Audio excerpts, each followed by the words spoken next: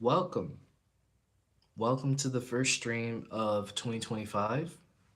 I know it's been a while since I've done a live stream, but I'm back and I'm excited to just go live again, talk with you guys. I don't know if anyone is going to be in here or not. Usually I get people come in a little bit, a couple of minutes after. So if you're watching this on the replay, welcome. Welcome back. I know it's been a while, but I'm glad to be back. A lot has happened to me over the past few weeks and months that I'll get into, but I just wanted to say thank you to everybody who has shown their support last year. Last year was a very big, pivotal part of the channel. We did a lot of things that I didn't expect that we would do, and I will say that 2026 is only going to go up from there. So I really do appreciate you guys checking out the videos, the interviews, the shorts, all of that. Even on TikTok, even I've been getting a lot more active on TikTok lately. So I'm trying to do some content over there and just do some other random things. So if you guys want to go check that out, I'll link you my TikTok and whatever. But I just want to say thank you. I know it was a very long-winded, and I know YouTube and viewers don't really like long-winded things, but I'm gonna be myself, you know. I'm not trying to be like any other channel. I'm not trying to be like every other channel. I just want to be me. Being me has gotten here this far, and I think being me is gonna get me to even more places. It's gonna get us to even more places. So I take it and I wear it on my sleeve, and I don't worry about what other people are trying to do. I'm not worried about competition. I'm not worried about who has more viewership than me. All that stuff. I'm not worried about. I'm just going with the flow this year. You know, this year is just gonna be something where I can just whatever it is that I want to make a video on. If I want to wake up one day, make a video on a video game that I'm excited for. Maybe I want to wake up and make a video talking about why I'm excited for GTA 6. I'm going to do that.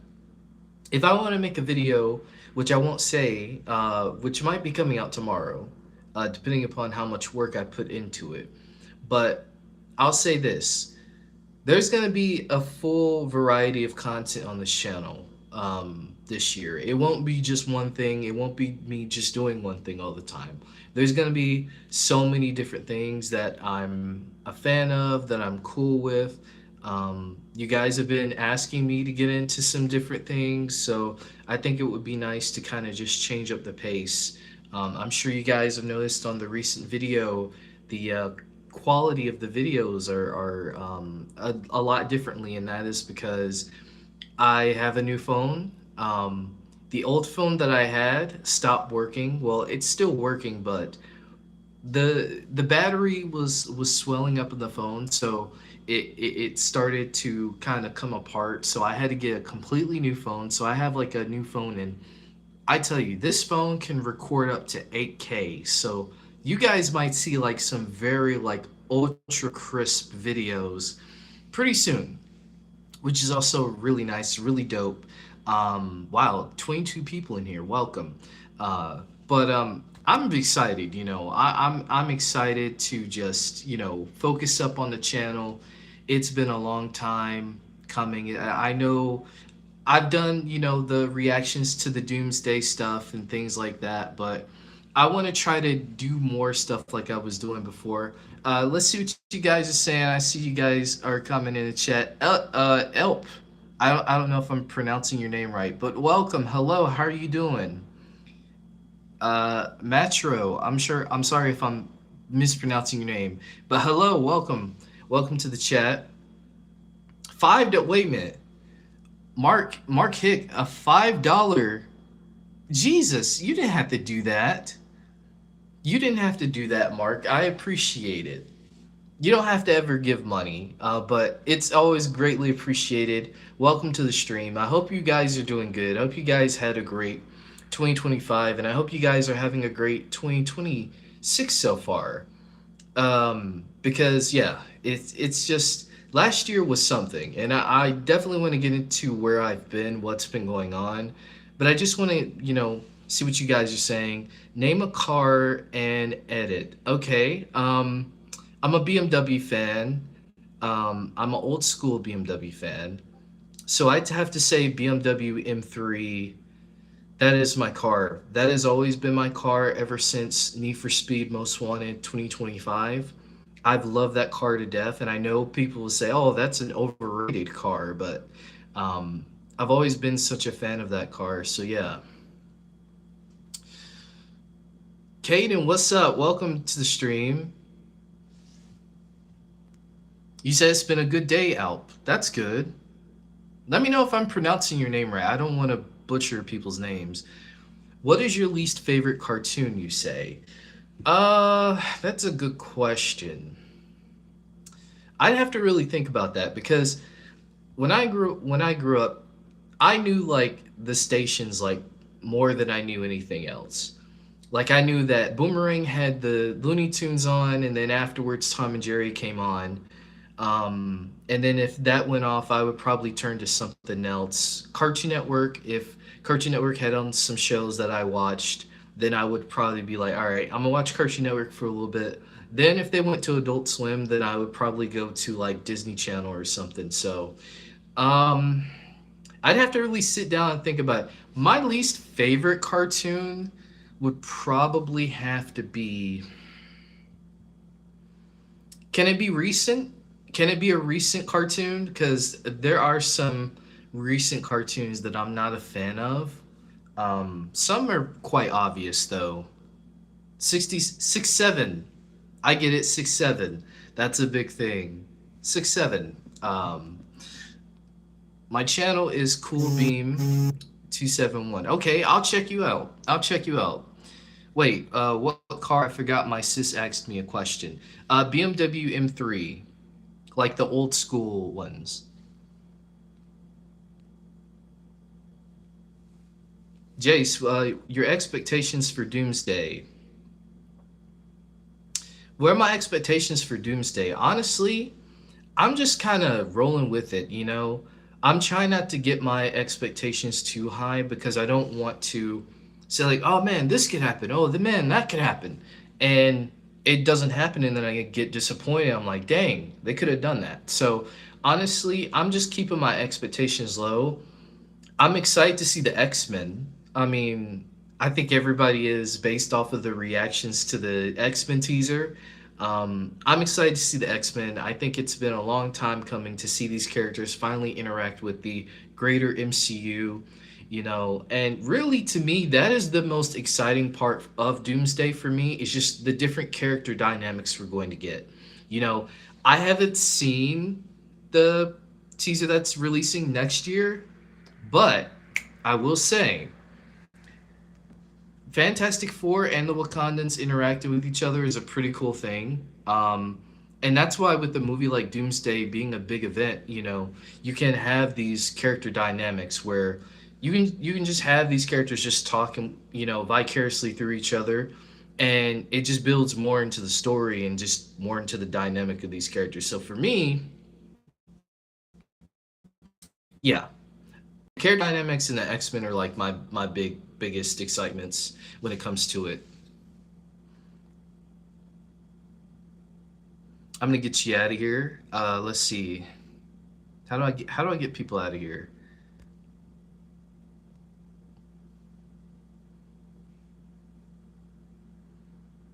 There we go. What's up, Geekly? What's up, man? How you doing? You've been grinding in your sleep, bro. Respect. I don't know if that's a joke, but okay, I'll take it. I have been grinding. Not gonna lie with you. I'm almost done with the edit. Oh, dope. I'll definitely check it out.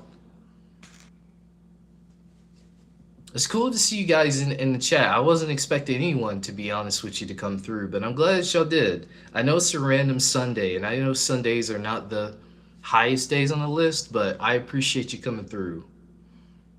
He said I have 183 subs. That's dope. I remember when I had 100 subs.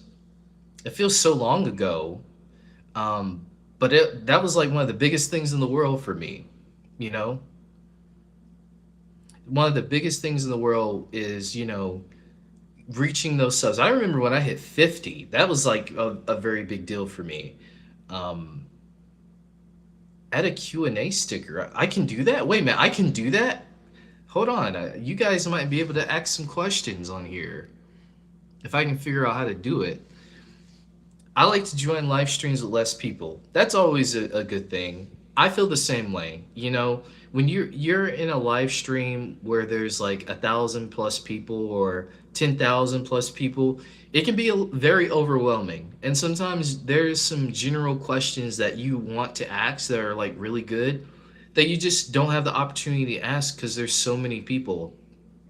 Um, and it's a lot for the creator. I will say, I've never been in a position where I've had over 1,000 plus people in a stream, but I will say, I have had at least like 500 people one time when I did the brand new day thing. Though at the time, we didn't even know that it was going to be called Brand New Day. We just knew it was going to be Spider-Man 4 at the time. So when we did like the script writing for that, that was a pretty big stream. I was very shocked that a lot of people tuned in for that um, at that time. Nostalgic Times, what's up? How are you doing? I have almost 3K subs, but I haven't made content in almost 2 weeks. Hey man, I say it like this: go with the flow. That's my motto for this year. Just go with the flow. You may not be able to do a video in about 2 weeks, but an idea will come to you, it'll spark to you, and then you'll be like, all right, I think I have a video idea now. And that's really what I've been on lately. Like, I haven't been stressing myself out or pressuring myself to put out a video like, oh man, I gotta put out a video. I need to put out a video. You know, um, whatever I feel like, if it's something that I want to talk about, like the Doomsday stuff or the Brand New Day stuff or the video I have coming out tomorrow, it's gonna be quite long. So if you like those kind of videos, then I think you'll like this one. Um, but just whatever conversation, whatever topic, it doesn't even have to be movie related. It might just be about music. I ain't gonna lie to you. I might do a video talking about Bruno Mars, and not just because of the new song, but because I'm someone who likes music. I've always liked music ever since I was a kid. I think everybody has, but music has always been something that I've always wanted to talk about and discuss. So there's definitely an avenue for that too, that I think, because I feel bad for the person. Yeah, like I said, it can be a lot. Streaming can be a lot on a person. Hey, Danette, thank you for the GG. Thank you. What's going on with the Gumball movie? I have no idea. I wish I knew. I wonder if now that the Wonderfully Weird World of Gumball is has the second season technically, although these are still all the same episodes that they've been working on. I wonder if the second season is maybe going to lead us into the movie. I won't spoil it for people who haven't seen it, but if you know about obviously the previous Gumball series, we knew about the ending with Rob. Well, I wonder if they're going to focus in on that or are they going to do something else. So we shall see. But I hope so. Do you have boyfriends? No, I like women. I'm straight. I'm happily straight. So if you know any good women, tell them to hit me up. Your boy's been single for a long time. Be right back. I'm at work at the moment, so I'm kind of on and off. All good, Geekly. All good. I finished the edit. Rate in the comments. I definitely will. I'll check you out. I'll make sure to sub to your channel. Hold on. Let me do that right now. Let me get on my laptop here. Let's stream up on my laptop and I'll check it out. I wish I had a good setup to where I could show the actual edit that you posted so everybody can see it, so they can go check you out. But go check out Tyler, guys. He does car edits. Go check him out.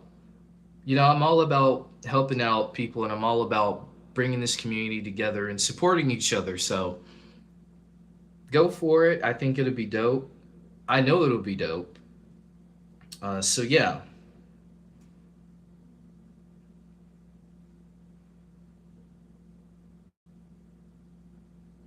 Let me. How do I go to your? Here we go. Go to channel. Okay, I'm checking out your channel right now, Tyler. Let's see what you got. It might be in shorts.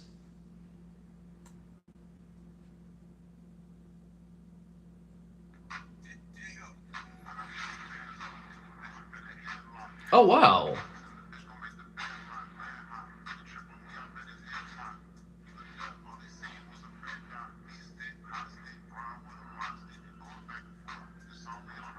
Oh wow. This is cool. I just checked it out, Tyler. That's pretty dope.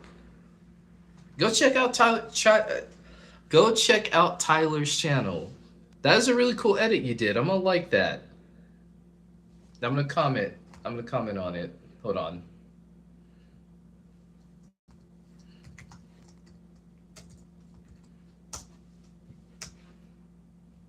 All right. See what you guys are saying. It's done. Rated. I'm sad, by the way. I got into an accident. I have a dirt bike. I crashed. It was rainy. Oh man, I'm sorry. Are you okay? Listen, I've had an accident recently, so I understand. Um, materialistic things can always be replaced, but your life means more. So are you okay? Sydney, how you doing? Welcome to the stream. Totally get it. If you want to change up your content, yeah. At a turn, I fell off my bike and hit someone's mailbox. Oh man, I'm so sorry for that. Are you okay? Seriously, are you have any expectations for Spider-Man Brand New Day? Yes, I do. I just want a good Spider-Man film, really. To be honest with you, there's been so many rumors, and it feels like every week there's a rumor of who Sadie Sink is playing. There's a rumor of who's appearing in this film, and I just want to keep my same with Doomsday. I want to keep my expectations at a normal rate. I don't want to try to overthink about what could happen, what might happen, what I think is going to happen, because again, I don't want to get disappointed. So I just want a good Spider-Man film, and I think we will get it. I think Destin Daniel Cretton is a really good director. Shang-Chi, I really enjoyed that film, and I think he's also directed episodes of Wonder Man, which I'm really looking forward to. Wonder Man is definitely going to be a sleeper show, I feel, and it's just going to be an exciting show. And again, as someone who is working to be an actor in Hollywood, um, I like the meta approach of just having this actor, which he is an actor in the comics, but having this character have superpowers, but he has to hide his superpowers. But then you also have to play in the fact that damage control is also in part of this. And damage control right now seems to be they're trying to conjure up and get up as many powerful heroes as they can to keep them in solitary confinement, is what it seems. And I just think that with the inclusion of damage control as well as Doorman being teased, which Doorman is a mutant character, is that going to be the backdoor way of maybe having Simon meet the mutants? Because shout out to Marvel fan, I didn't really know this. I don't really know too much about Wonder Man, but shout out to Marvel fan. He told me that obviously Simon and Hank McCoy have a friendship in the comics. And I think that would be really cool to see that in the MCU. I don't know if Wonder Man will be in Doomsday. I don't know if he'll be in Secret Wars. But just to have that little small interaction, just to let people know, like, yeah, we know about this. And maybe to even tease the New Mutant Saga after Secret Wars, I think is a really cool thing that they can do. But again, I'm spitballing ideas. I'm just thinking about it in my head. But to go back to your question, I'm very excited for Spider-Man Brand New Day. Like I said, I'm a Spider-Man fan, number one. So I'm gonna have a biasness, just a little bit. But I'm excited. I hope that this is a new ushered era for Tom Holland. I have a feeling it will be.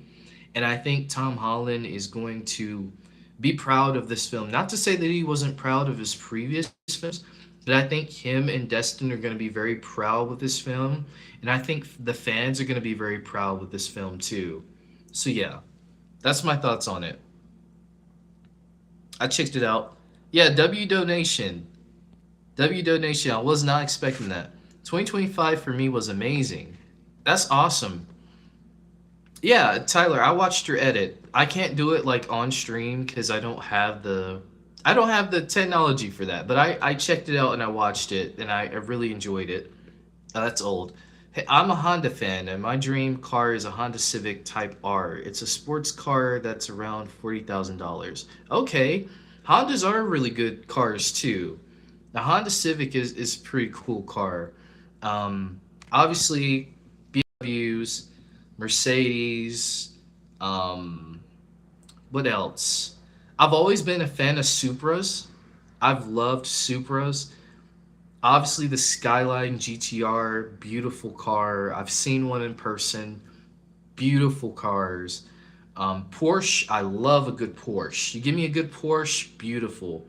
I've had the opportunity to actually drive in a Porsche once, and it was an experience. So, yeah, I guess you could say I'm a fan of luxury cars, but I also love old school cars too, like old school 1970s, 60s Mustangs and Corvettes and all that good stuff. Like, I love old school cars. It's just something about old school cars. And I'll sit there on YouTube and I'll watch videos of these like teams getting these really old rusted cars and just working on them, shining them up and just fixing them into brand new cars. Like, there's just something about that that's just like so cool to me. So I would love to, and that's a goal of mine, is to actually work on a car one day. Um, so we'll see. We'll see if that's something that's we could do. I would love to do a series on that. Are you excited? What are your expectations for Supergirl? My expectations for Supergirl, honestly, I'm excited. You know, I'm just seeing a lot of people online trying to say like, oh, there's rumors that the test screenings weren't that good or the visuals don't look okay. So I will say the visual part I can understand because if you read the Woman of Tomorrow comic, it's very vibrant, it's very bright and colorful. And who knows, maybe they will do that due to the feedback because granted this movie still has a couple months to come out. So they can still make the color grading very vibrant visually. Just like Superman was. Superman was very vibrant, I feel. So they can still do that. But I think certain parts of the movie will have a little bit of a gray tone feel to it. And I think it's more about like flashbacks. I feel like more of the flashback scenes will probably have that aesthetic. But I think the rest of the film could be like a very vibrant, like the comics, if you want to get a form of reference. But all in all, I'm excited. I think Millie Alcock is a very gonna be a very breakout star when it comes to Supergirl. And I mean, Jason Momoa finally playing Lobo after all these years of him wanting to play that character and him finally playing that character. I know he's going to put his all into it. Because when you get a role that you have wanted to do for so long, you're going to make sure you do everything you can to make sure that that character is fulfilled in the way that fans would want, but also you as a fan of that character would want. That's why when you see like Charlie Cox's Daredevil, he puts his all into it because even though, granted, he had not read the comics before playing that character, over time he's read the Daredevil comics. He knows about the storylines. He knows where some of the things could go. So that's why every time you hear people get excited for Charlie Cox's Daredevil is because he's the man who just puts his all into that character. Not just Daredevil, but also Matt Murdock. So when you have an actor or an actress like that who wants to give it 1,010%, it just makes the movie so much more better, just based off the performances, which is always a good thing. What's up, Geekly? Welcome back. The OG Fox X-Men are back and finally in comic accurate suits. Also, reportedly by Daniel RPK, Sony is going to allow Marvel to use Spider-Man characters in their movies. Yeah, the OG X-Men from Fox are back, which is always a cool thing. I've always felt like the Fox OG X-Men haven't really gotten their due justice that they could have, and I think now with Doomsday, and now with Kevin Feige, with the helm, because mind you, Kevin Feige, he was working on these movies back in the day, but he wasn't a head guy yet. But now that he's a head guy and he loves X Men, he said in multiple interviews that the Fantastic Four and the X Men, those are his babies, those are his children. So I know he wants to see, I know he would want these characters to have their final comic accurate suits. I know he would want them to have their powers and abilities and show how much justice he can bring to these characters after all these years of not really getting their due justice like they should. So I think this is a very rewarding time for not just us as fans, but also for Kevin Feige, you know? And also, if Sony is going to allow Marvel to use Spider-Man characters, finally, what took y'all so long? I mean, come on, like we've been asking for it. I don't get why. Um, I don't get why they've had to hold them hostage for so long. But I guess it did have to take, these failures of the movies that they tried to make to get them to realize like, yeah, maybe the Spider-Man franchise is better held in regard with Marvel. And I think maybe with Brand New Day, maybe they even realized, because granted, we haven't even seen a trailer yet for this film. They've seen the whole cut of the movie, or I'm sure at least a cut of the movie. I'm sure it's not done fully, but I'm sure they've seen a cut or a few cuts of the film, and they're like, wow, wait a minute, that's what you can do with Spider-Man? All these years we had this property and that's what you can do with him? Wow. Well, dang, well maybe y'all can have him. Y'all seem to be more acquainted with these characters than us. So, it could be a scenario like that. Which saying that also leads me back to, I believe it was New York Comic Con where Brad Winterbaum had said about the Daredevil Born Again team and the Spider Man Brand New Day team working closely with each other. Now, I don't want to put anything out there, but that does seem very interesting. The fact that they would be working closely together with each other. Though, granted, these are two different projects, one by Sony and Marvel jointly, one by Marvel by itself.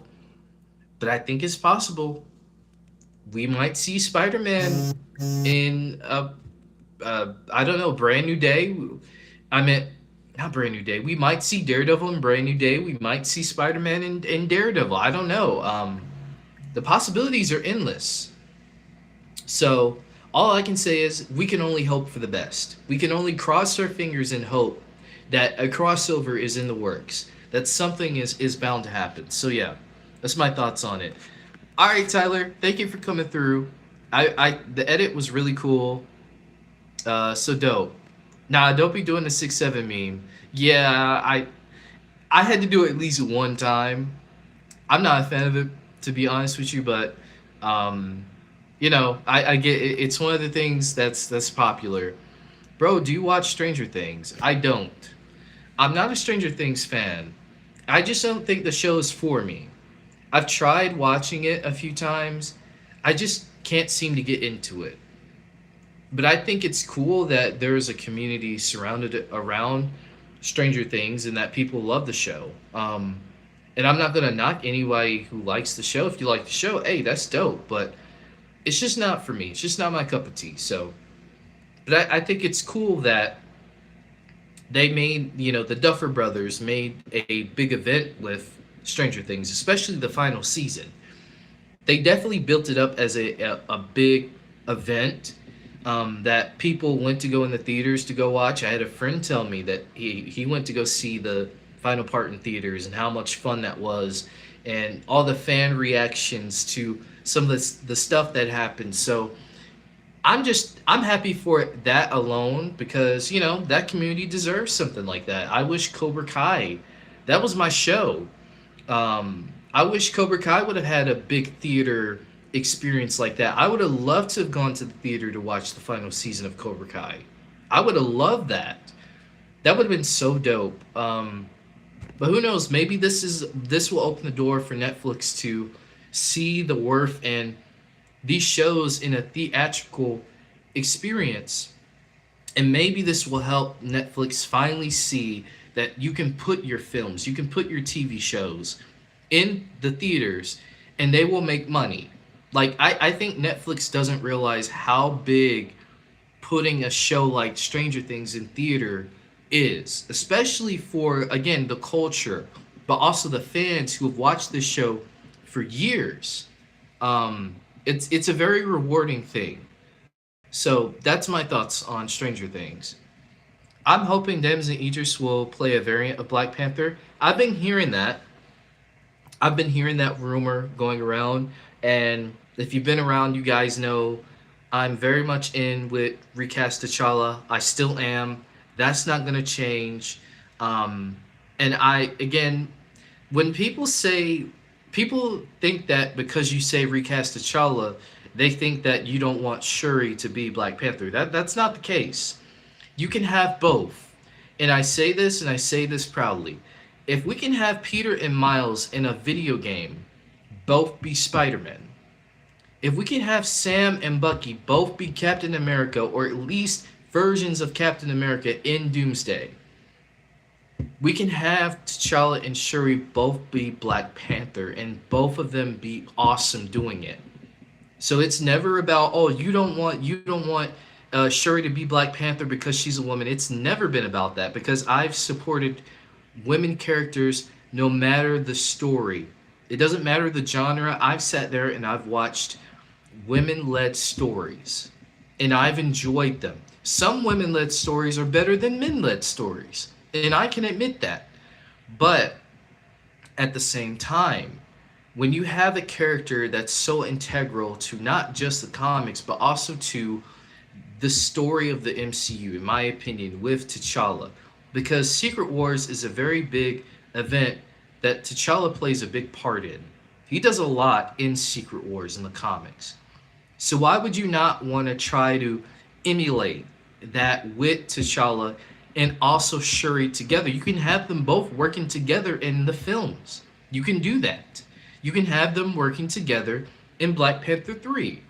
So to me, there's just no excuse why we can't have a T'Challa as well. And you can still honor Chadwick Boseman while doing that. Every Black Panther product you can have in loving memory of Chadwick Boseman before the movie or before the animated series or the games or whatever it is. You can do that to still honor him while still keeping the character alive with a new, fresh, young, up-and-coming actor who can bring some other gravitas to the character that we haven't seen before.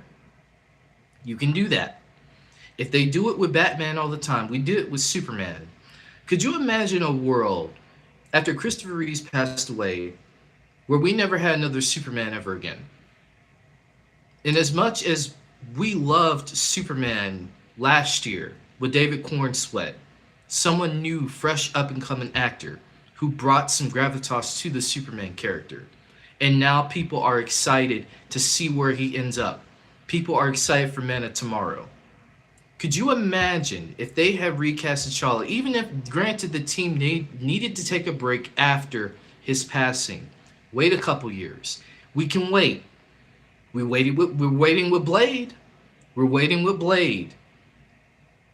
I don't mind waiting for another Black Panther. And then you recast the character. And then he comes back.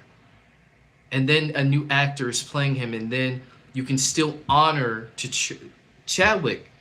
But you can also still keep the legacy going with a new actor like Damson Idris or Aldous Hodge or many other actors out there who probably are dying and wanting to play T'Challa if given the opportunity. So why not, Marvel? Why not? You can do it. I know y'all can. The comics, these are fantasy characters. Characters die and come back all the time. T'Challa has died and come back. If you really wanted to do this, all you would have to do is just say that this new T'Challa came through another dimension in the astral plane, because the astral plane, at least explained to us in Black Panther, speaks to all dimensions. Same in Moon Knight. Remember in Moon Knight when we saw two versions of him? We saw Steve and we saw Mark, right? They explained to us that through the dimension interdimensional rifts in within the astral plane, it's possible to resurrect a hero and bring them back. So they can do that. It's just a matter of, will they do that? Do they want to do that? Do they have enough gravitas or care to bring that character back? That is something we shall see. But I have been hearing that rumor, so that's my thoughts on it. I don't want to make it a whole preaching moment, but that's how I feel. That's my thoughts on it. So yeah, it would be cool to see Damson. I hope we do. Uh, Samayan, I think that's your name, Samayan. I'm sorry. No Stranger Things spoilers. I haven't seen it yet. I haven't seen it either. So I haven't seen the show in general. So I don't know even what to tell you. But I've just been hearing a lot of people just been enjoying the final season. That's it. But I'm glad you're doing good. Mini Pup, what's up? Do you know Stray Kids? Stray Kids. I've heard of that before. I've heard of that before, but I'm not sure. I'm gonna have to look it up. Nostalgia Times, you said Golden Globes are tonight. And also, what was your favorite movie of 2025? Mine was Mission Impossible: The Final Reckoning. Okay. Yeah, the Golden Globes are tonight. I might check it out. I usually check out the award shows, even though I try not to get too invested in these award shows, because every time there's an award show, the movie that I root for the most always seems to get shafted. It just seems like every single time it happens. So, to give you an idea, my favorite movie is Sinners. That was my favorite movie of 2025. Nothing, and there was a lot of great movies that came out last year, but to me, nothing topped Sinners for me. The score, the character, the camera work, the direction, so many Easter eggs, just references to real life things. As someone who lives in the South, as someone who is African American, who has certain experiences to different things, there were some things that I picked up on that I was like, you know what? I see that. I see what you're saying there. I feel that. I understand that experience. So for me, and I just think overall the cast, there's just Miles Canton. Like Miles Canton is definitely one of my favorite actors in this generation, and I am hoping we get to see more of him and more things, because I think he can act, and the dude can sing. The dude can sing. Like, I don't know, put him in some kind of musical. Like, he would do like a really good job with something like that. So yeah, Sinners, that's my movie of the year. I really enjoyed it. I also enjoyed Mission Impossible. You know, I did a whole rewatch of all the Mission Impossible movies before I went to go see the Final Reckoning, and I gotta tell you, man, uh, rest in peace, Luther. Rest in peace, Luther. I did not expect for them to kill off Luther like that. But the way they did it, it really hit me hard. And it's just Tom Cruise, man. Like Tom Cruise, he's one of the movie stars, you know. He's one of the guys who he'll always find some kind of way to bring something new to the table. So always got to give shout outs to, you know, Tom Cruise and Vig Rames and the cast from Mission Impossible, even all the way to the first movie. Um, just decades of that franchise. Very curious to see what the future may be. Will they do spin-offs? Will they do uh, other things? That's something we'll have to see. But If this was the final project for Mission Impossible, I think this is a good way to end it. You know, Joe Kingery from Stranger Things will definitely be Harry Osborn, but he doesn't. But if he doesn't, I'll be disappointed. It's possible. It's possible.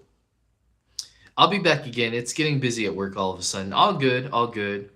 But again, it's just rumored, but I hope it'll be true. Yeah, yeah, we'll see.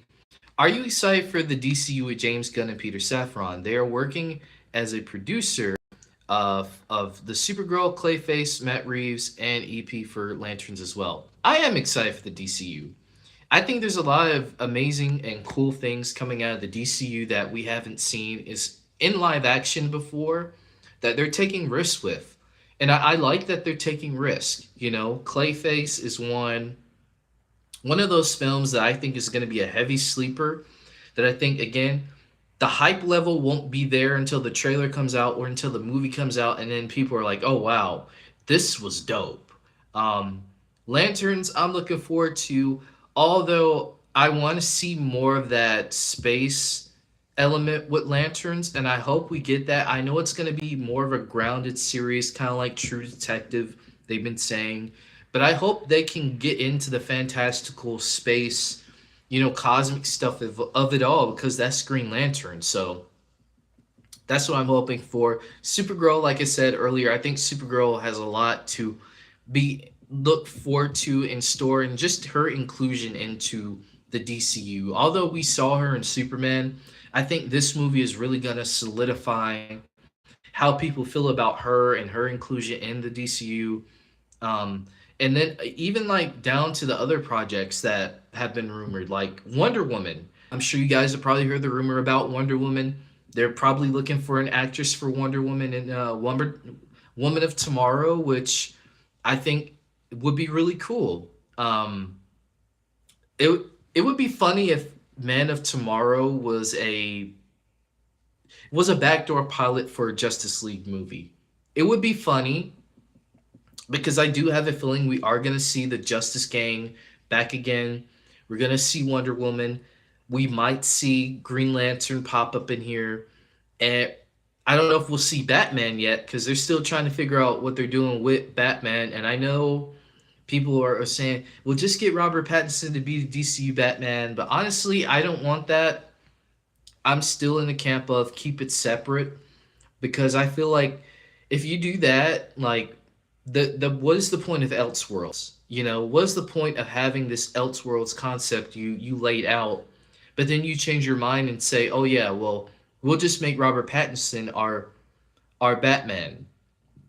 It would be cool. Don't get me wrong, it would be cool. But I just don't.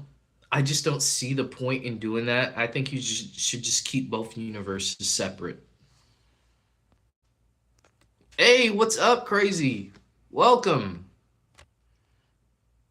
James Gunn is doing an amazing job as CEO of DC Studios with Perry Saffron for working on video games, animation shows, and movies. Yeah, there's a lot to look forward to. I loved Man of Steel with Henry Cavill, but I hated the new Superman movie. But Dave is a pretty good Superman, but he's not on the Henry Cavill and Christopher Reeve level. Yeah, and who knows? Maybe that could change your mind over time. The more we see him, the more maybe he will get to that level for you, because everybody's gonna have their favorite Superman. Everybody's gonna have their favorite Spider-Man, their favorite Batman. There's just nothing you can really do about that. Again, it comes down to preference. But with new iterations, I always try to see like, okay, what are we gonna do? Where are we gonna go next? What layers are we gonna pull back on this character next? And I think that's what I'm most looking forward to is just character wise, but also development wise. Like, how far are we gonna go into this character's psyche and see like how do they, how do they survive and how do they react to certain situations? How do they survive and react to certain things that people may say about them? Things like that. So that's understandable. Like I said, everybody's gonna have their favorite Superman. Everybody's gonna have their favorite character, iteration of the character that they like. But yeah, at least you're giving it a chance, and not just completely bashing on it and saying I'll never watch this movie or I'll never check it out. Um, because sometimes you never know what you might miss something that you might actually like. And you said you did like David's Superman. You said he was a pretty good Superman. So if he's a was a pretty good Superman to you, then I'm sure you might be willing to check out to see how much further they may go. You know, he may get even better. There's always a possibility of that. So yeah,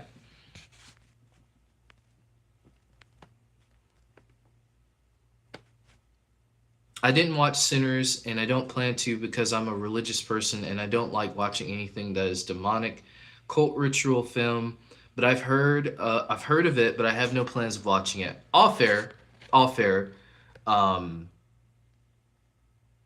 I still think, even though with those elements, I still think it's a pretty good film to dive into, especially when it comes to certain things that happen that do have real life that are references to real life events that have happened. Um, but again, it's all about preference, so I understand. Yes, rest in peace, Luther. I literally bawled my eyes out when he died in the movie. Yeah, I was not expecting him to die like that. Luther has been a character that has been there since the very beginning, and to see him go out like that was just like, man, I can't believe they did that. Oh, I love Sinners, Weapons, F1, Superman, Minecraft movie with Jack Black and Mickey 17. It's made me happy Warner Brothers is doing a comeback. Yeah, Warner Brothers had a very big year last year. I'll give it that. You know, you had Sinners, the Minecraft movie, even though I didn't like the Minecraft movie. It's cringe. It's very cringe. And if you ask people about the Minecraft movie, all they can really tell you is two things: Chicken Jockey or the Lava Chicken song. Uh, I don't like that film. I don't like that film at all. But Weapons, I thought was a very fun movie. F1, I really enjoyed. As someone who loves cars, um, I enjoyed that movie. I would love to see more car movies in the future, especially done in that way. The cinematography of how they filmed, you know, like in the cockpit of the cars and all that stuff reminded me so much of the Need for Speed games. And I would love to see more directors take on a more hands-on, close-up approach when it comes to different angles that you can do with cars and racing, just to make it more cinematic, more interesting and stuff. I think they could do a prequel like before Ethan Hunt joined the IMF, like his life before the IMF. If we can get a younger actor to play his version of him, that would be interesting. I just don't know who could play a younger version of Ethan. I just don't know who would play a younger version of him. I have low expectations for Supergirl. All fair. Greatest anime of all time. Well, Carlos, you maybe have probably this might be the first time you've heard this answer before. I don't watch anime like that, but I will give you one that has always stuck with me, and that's Speed Racer. I love Speed Racer. I grew up watching it when it came on Cartoon Network late at night.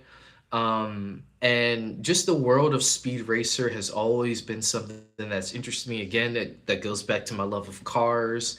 And when you have a fantasy car like the Mach 5 that can literally do anything, like jump over cliffs, drive on the side of cliffs, go underwater, like all these different things, right?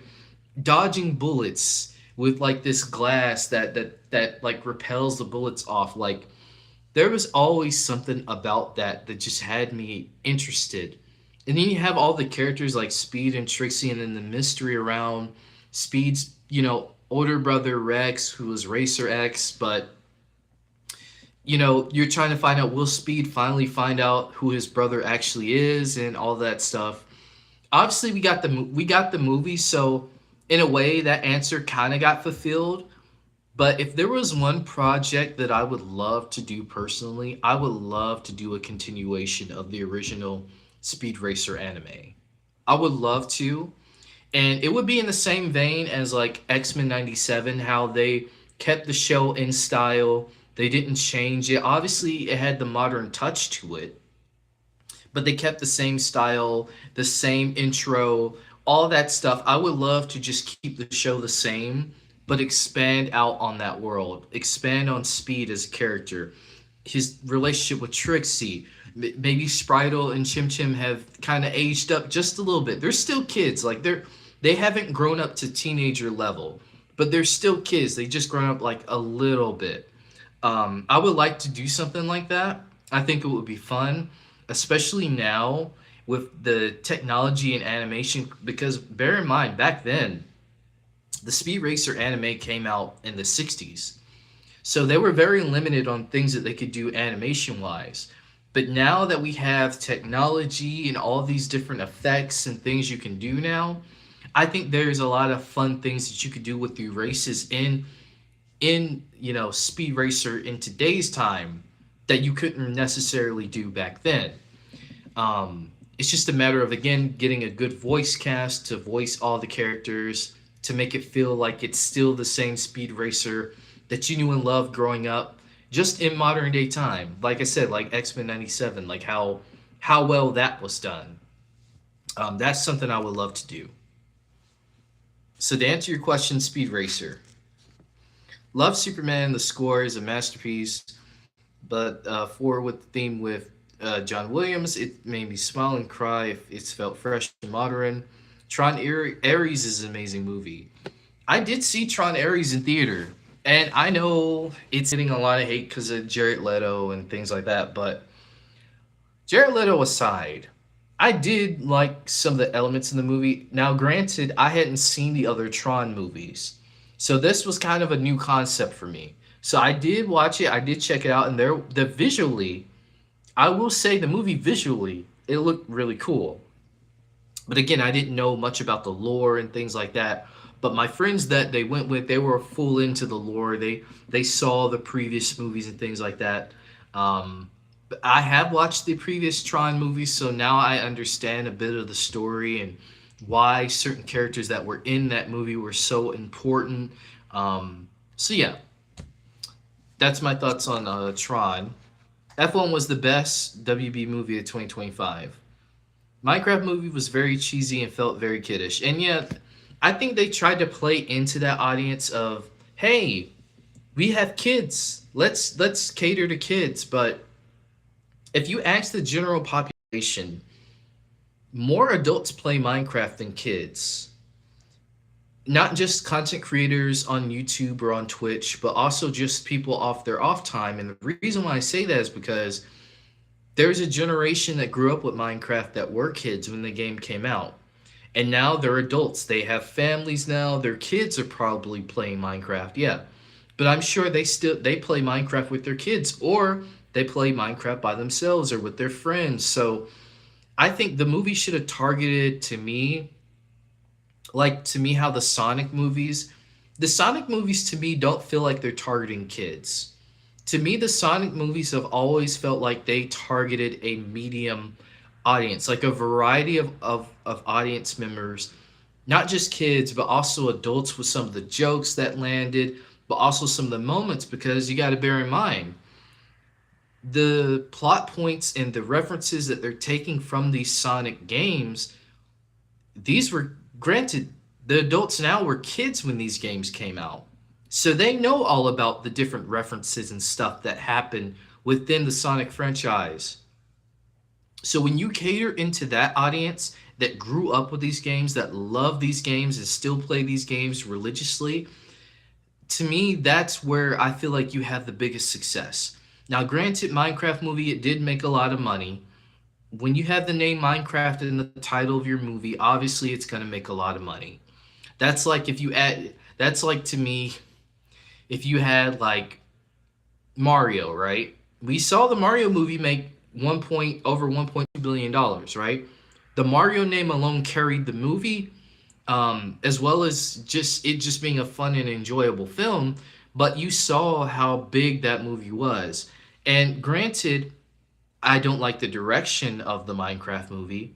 I can't sit here and deny and say that the Minecraft movie didn't market itself to a high to a majority base because Minecraft is a international game.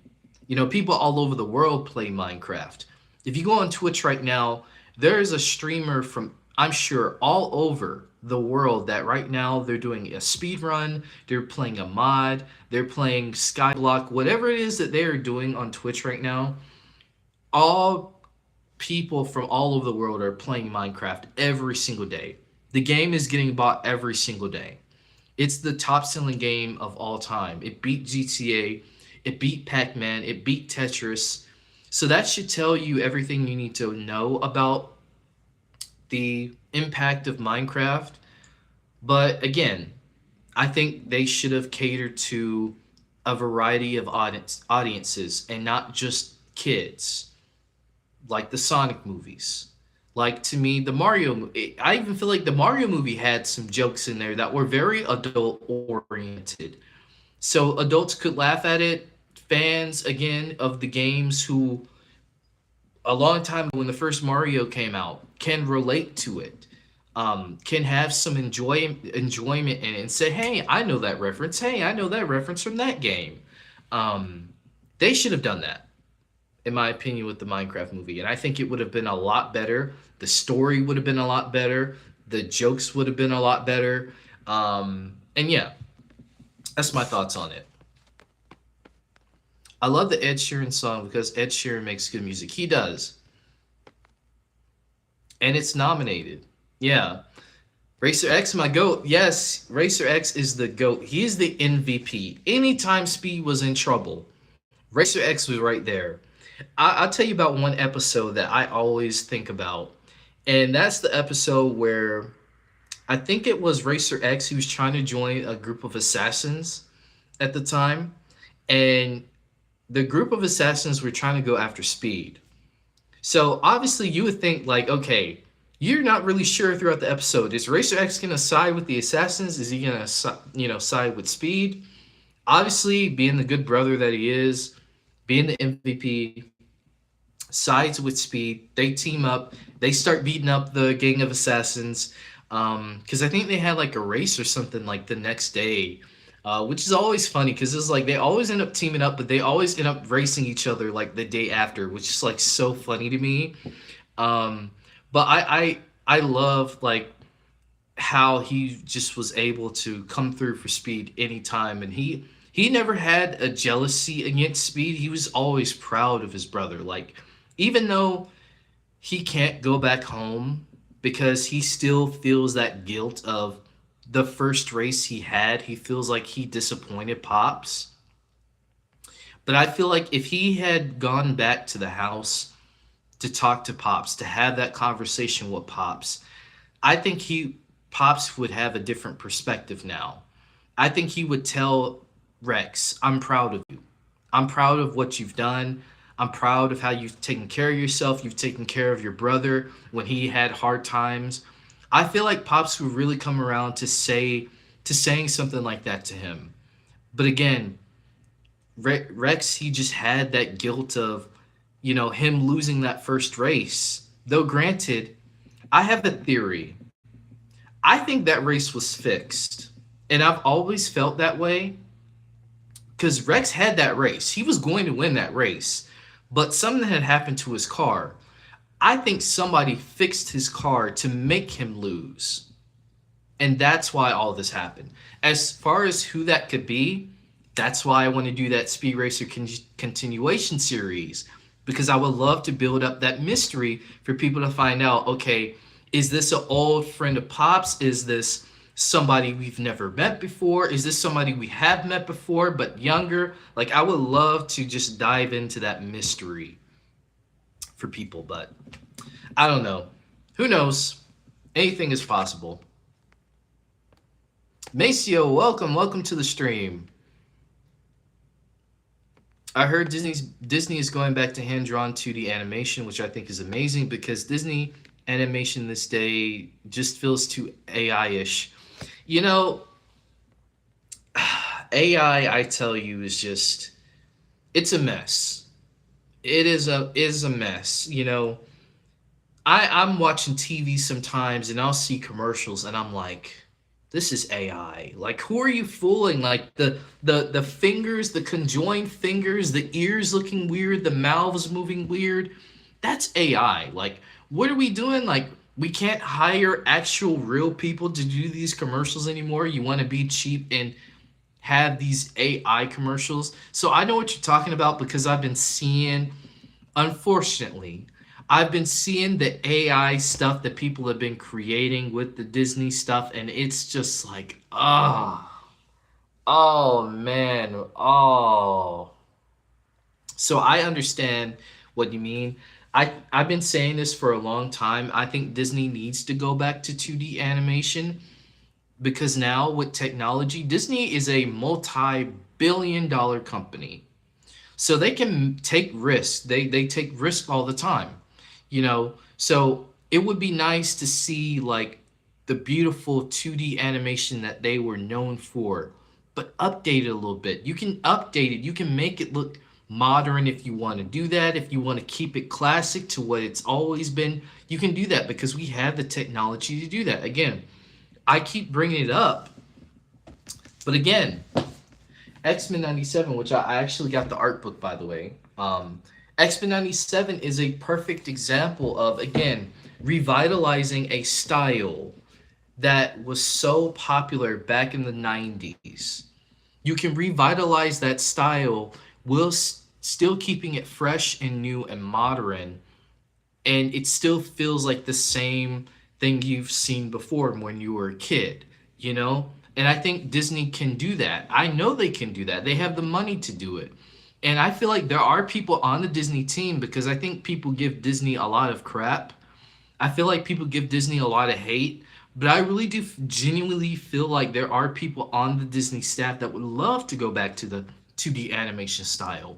They would love to go back to those magical films that made the studio, made animation for Disney what it was. I really do feel that way. It's just a matter of, again, when you have corporate heads who they want one thing, they want this, they want that, and not give people, the people who work on these projects, the creative freedom to just do what they do best. Oftentimes it comes in the way, and sometimes the animation or the story or whatever it is, it gets a downside because higher ups just don't want to let creatives cook. And I'm not saying that you should do that all the time because there's some people, and I'm be honest, there's some people who may not have that ability. But when you have a team of people who work on these projects, you can have a team that can work together and see a vision for these projects and say, you know what? We want to bring back 2D animation and we want to do a story that we haven't done before. Let's bring back the old Mickey Mouse characters. Let's do something fun with them in 2D animation. People love the Goofy movie. People love the old Disney classic cartoons.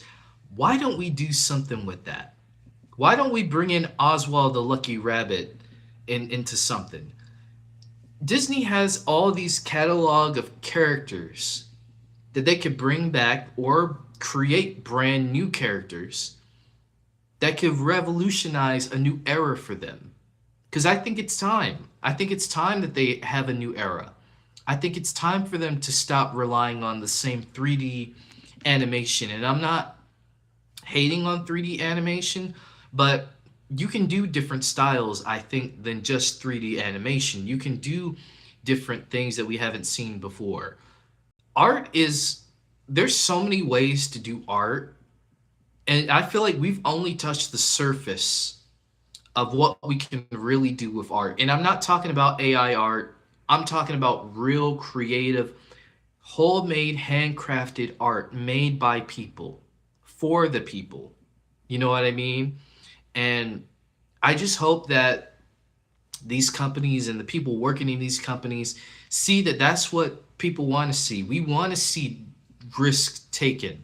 We want to see you elevate and cultivate and bring in a new era with 2D animation and go back to, and I'm not saying go back to the good old days, because if you talk to a lot of these, animated, if you talk about the behind the scenes, there's a lot that goes into 2D animation, but there's also a lot that goes into doing an animated movie in general.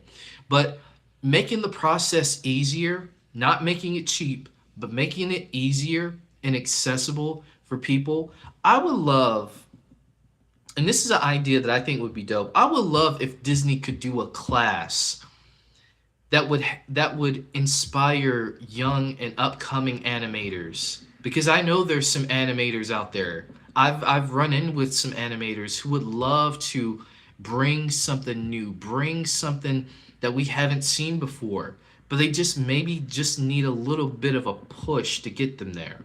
I would love for them to do a class or some kind of school or college for animation, because they have a deep rooted history in animation.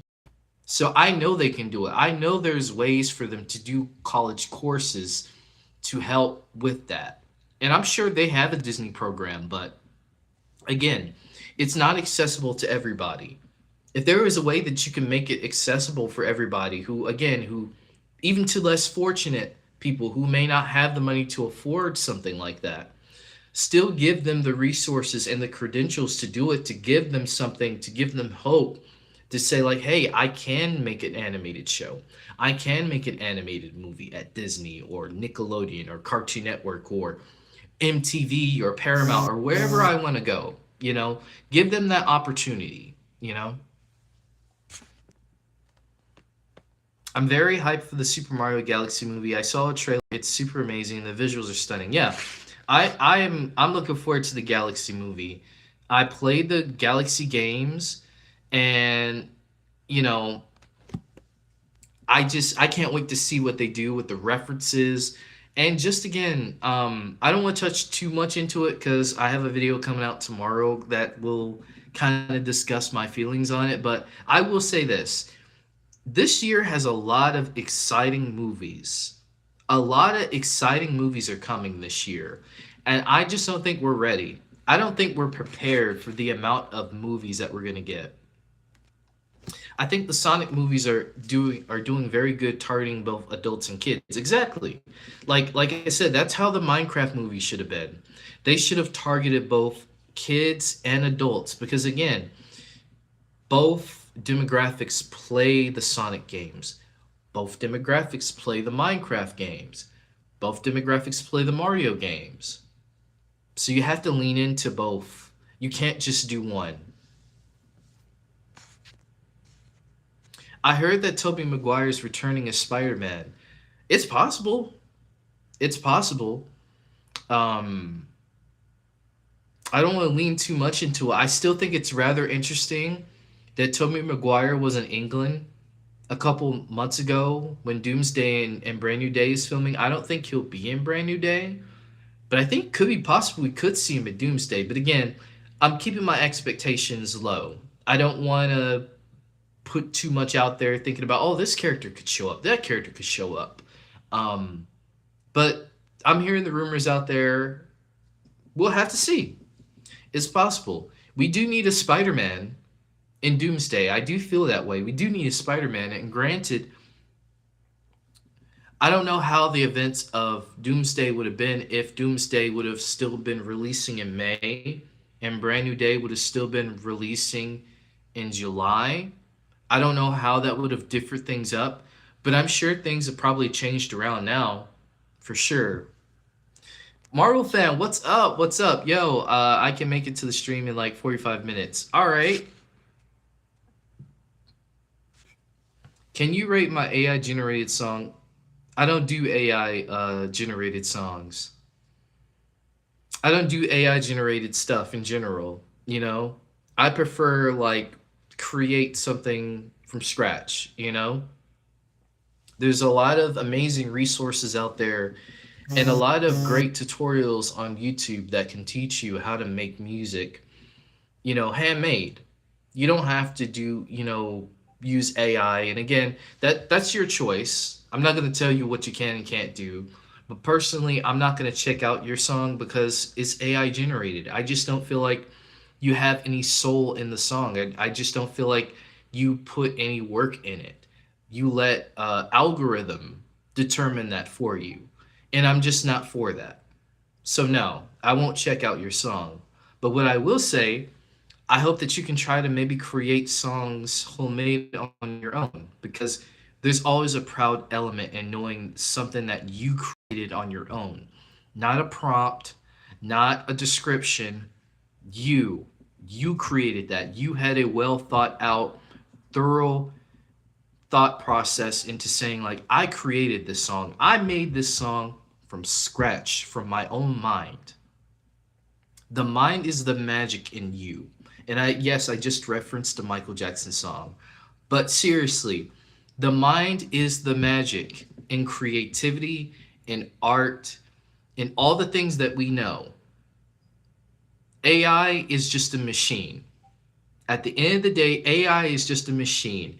And when that machine is broken down, let me ask you something. If all the technology was gone tomorrow, and you had no AI to depend on to ask a Grok on Twitter about what someone's is talking about, if you had no Google Gemini to tell you exactly how to fix a flat tire, how are you going to learn and know these things if you are depending upon a machine to tell you these things without learning and discovering? And again, even using YouTube as a source is a good thing, because I would rather use YouTube knowing that there is a real person behind the screen who's actually going to teach me how to do certain things than depending upon a prompt in an algorithm that you're feeding constant information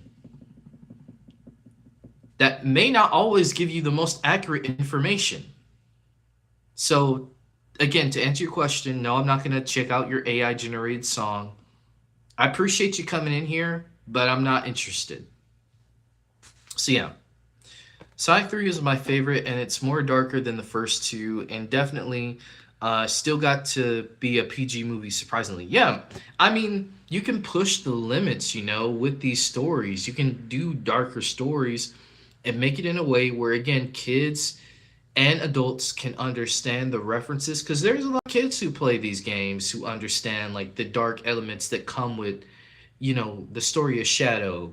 And obviously, the adults who, again, have played these games since birth, they know and understand the dark elements and the storylines with Shadow and the things that come with that. So you can do that. I'm hoping that Shadow gets a movie or a TV show or something. I would love that. I would love to further expound on the Sonic lore and some more of some adventures that he may go on, maybe some characters he may meet, because it seems like to me, with how Sonic 4 is laying out, Sonic, Knuckles, Tails, and Shadow are going to need all the characters they can get to fight a battle. I think there's going to be a big battle coming, and I'm sure you guys have probably heard the rumor about there is a Sonic event movie coming out. Sonic, it's not Sonic and Friends, but I heard there's like a title going around about Sonic something, and it's supposed to be some big event film. And I think Sonic 4 is going to be the catalyst to that film, whether it's an animated film or a live action film that they have been doing. That's what we'll have to see. But I think they're setting up for something big like a Marvel movie, because every cinematic universe is now kind of building up towards something big, like a big event film like that. So I think that's what we're gonna see after Sonic 4, and then maybe we might see spin-offs of other characters, like Silver the Hedgehog, and maybe Amy, and I don't know, Amy and Tails, or something like that. There's different spin-off ideas they could do, and they don't have to do them in the same style. They can do them in different animated styles and stuff like that, kind of similar to how TMNT did with Tales of the TMNT, which I'm sad that it's not getting any more seasons, because I enjoyed the show. I really did, but again, it's just Paramount being Paramount. They don't seem to have faith in the TMNT franchise because they keep rebooting it every single often, and it's just like, dude, stick to a lane. Like, are you gonna support the new ones or are you gonna make a new one every so often? Like, choose your lane. So that's how I feel about that. Um, so yeah, that's my thoughts on it. I've only seen the first episode of X-Men 97. Still need to watch all the others, but the first episode, in my opinion, I don't really like it, but again, only on the first episode. If you didn't like the first episode, and I'll be honest, the first episode is more of like a introductory episode. I think for fans of the original show, but also new fans coming in. It's kind of like, hey guys, we're back. We're back, guys. Back from the dust. Um, and that's how I feel about the first episode. So the first episode will always have a special place in my heart because it's kind of like, wow, this show is actually coming back. And that's how it felt for me when the show first aired, when those first two episodes first aired. It was kind of like, wow, this show is actually coming back. Like, they're actually doing it. Obviously, I felt that way with the trailer, but it really didn't hit me until the week the show came out. And I sat down and I watched it. I stayed up until 3 o'clock in the morning to watch the episodes. I did that every week. I did it with Your Friendly Neighborhood Spider Man. I stayed up 3 o'clock every week, every Tuesday night to watch the episodes. Um, so for me, it'll always have a special place in my heart. But I will give you my honest opinion. It's just an introductory episode for, obviously, again, to get us going to where the season is going to go next. But I think you'll enjoy the rest of the season. There's shocks and surprises. I won't say anything, um, but I think you'll enjoy it.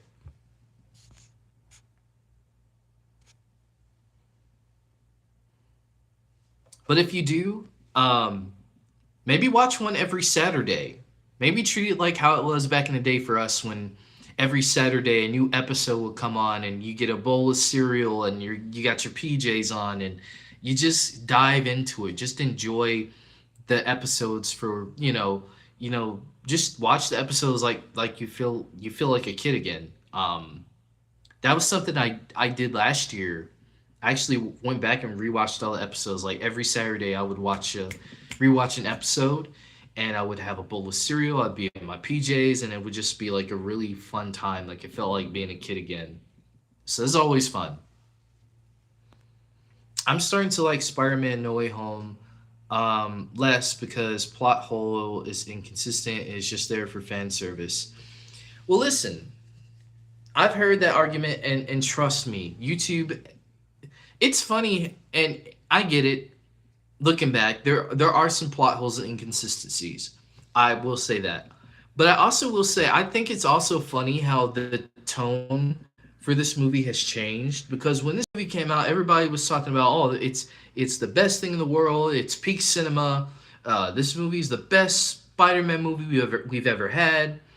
And now years later, everybody's doing a retrospective because everybody's got to do a retrospective saying the same things these days because that's what gets views.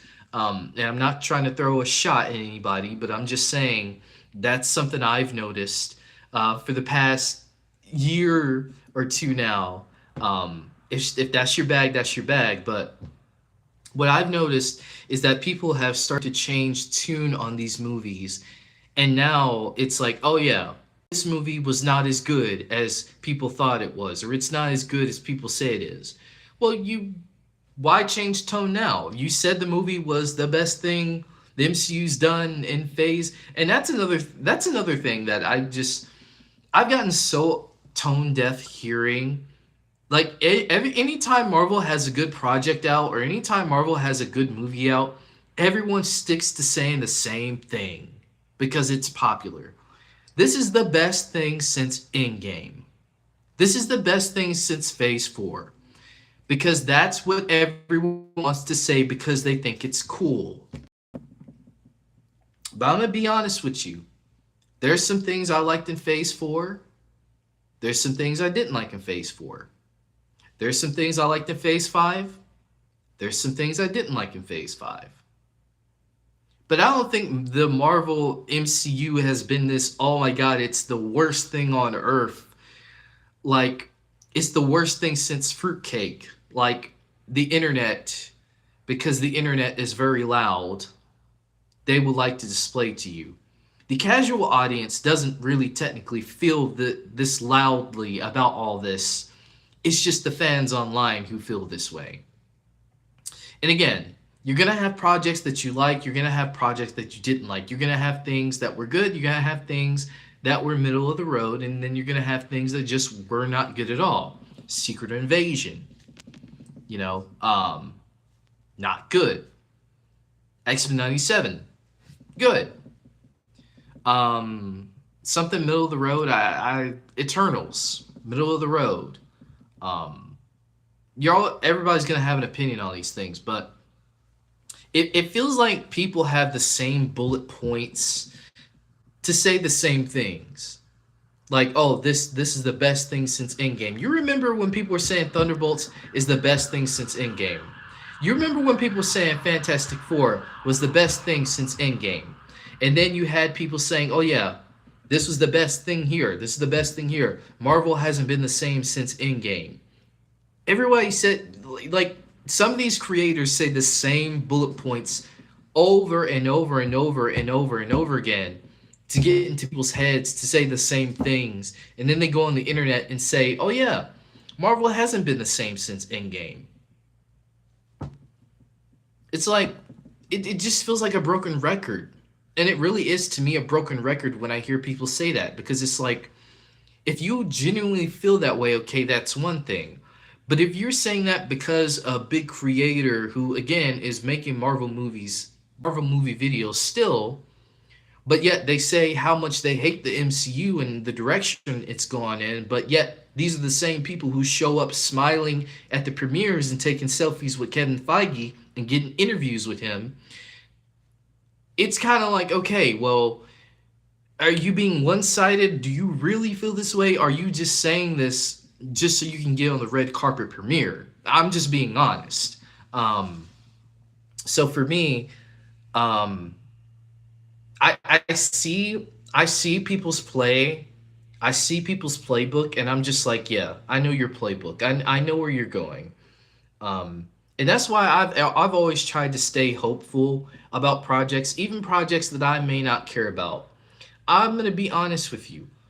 I was a little adamant on Wonder Man, but now I'm excited for Wonder Man. I'm very curious in Wonder Man. Intrigued to see what they're gonna do with the show. And you can change your opinion. No one's gonna fault you for changing your opinion. It's okay to change your opinion. You don't have to stick to your guns just because you feel like you're gonna let your audience down by saying you have a change of heart. Everybody has a change of heart, you know? And I always try to look at it that way. So, again, everybody's gonna say what they say, make videos, make retrospectives saying the same movie that they said was peak cinema or the greatest thing since sliced bread 4 years ago. They're now going to be the same people who make retrospectives to say, oh yeah, this was the worst Spider-Man movie. Nobody was saying that before. It's the same thing with Deadpool and Wolverine. People were saying how much they loved Deadpool and Wolverine to death. And then after the movie came out on Disney Plus, people started changing their tune saying how Deadpool and Wolverine was the worst Marvel movie they've ever seen. Make it make sense to me. How are you going to have a change in tune about a Marvel movie you praise so highly, but months later you say now it's the worst movie you've ever seen? Make it make sense. You know?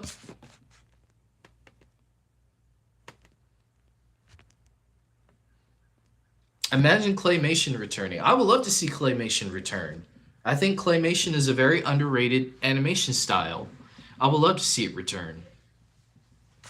Crazy. I think that would be dope. To be honest, I really don't like Peach in the movie because she has no flaws and she's a a-hole to Mario. And maybe that's something that they can work on with the second movie. You know, maybe we'll peel back the layers even more about, Princess Peach and who she really is and how she really feels. You know, and again, movies.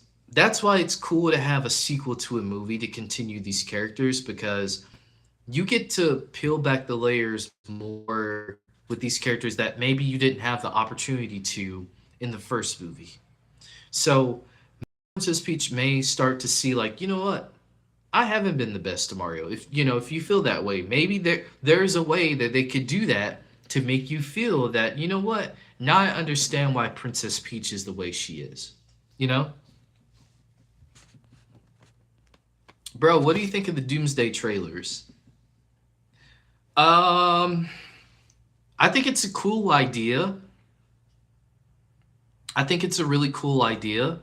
Um, I still personally would have preferred them to release the trailers the same. If you're gonna release it, in theaters, because I definitely wasn't going to go see Avatar for 4 weeks for these trailers, and potentially might be five, six, and seven, because there's a rumor we might be getting more trailers. I don't know if that's true. I'm taking it with a grain of salt. Um, I don't think there is going to be any additional trailers, but if there is, I definitely wouldn't be going to the theater to see Avatar to see them. I'll wait every week for them to release, like I've been doing. So to be quite honest with you, I would prefer them to just release them simultaneously the same day that they release them in theaters. But to their point, this has worked out in their favor because the leaked trailers are getting talked about a week in advance, and now the actual official trailers are now getting talked about a week after. So technically, each trailer has been given 2 to 3 weeks to be talked about, and even the first trailer is still being talked about. So in a way, the Russo brothers and Marvel kind of smart, because the Doomsday trailers have been the talk of the town over the past month. They've been the talk of the town since the first one.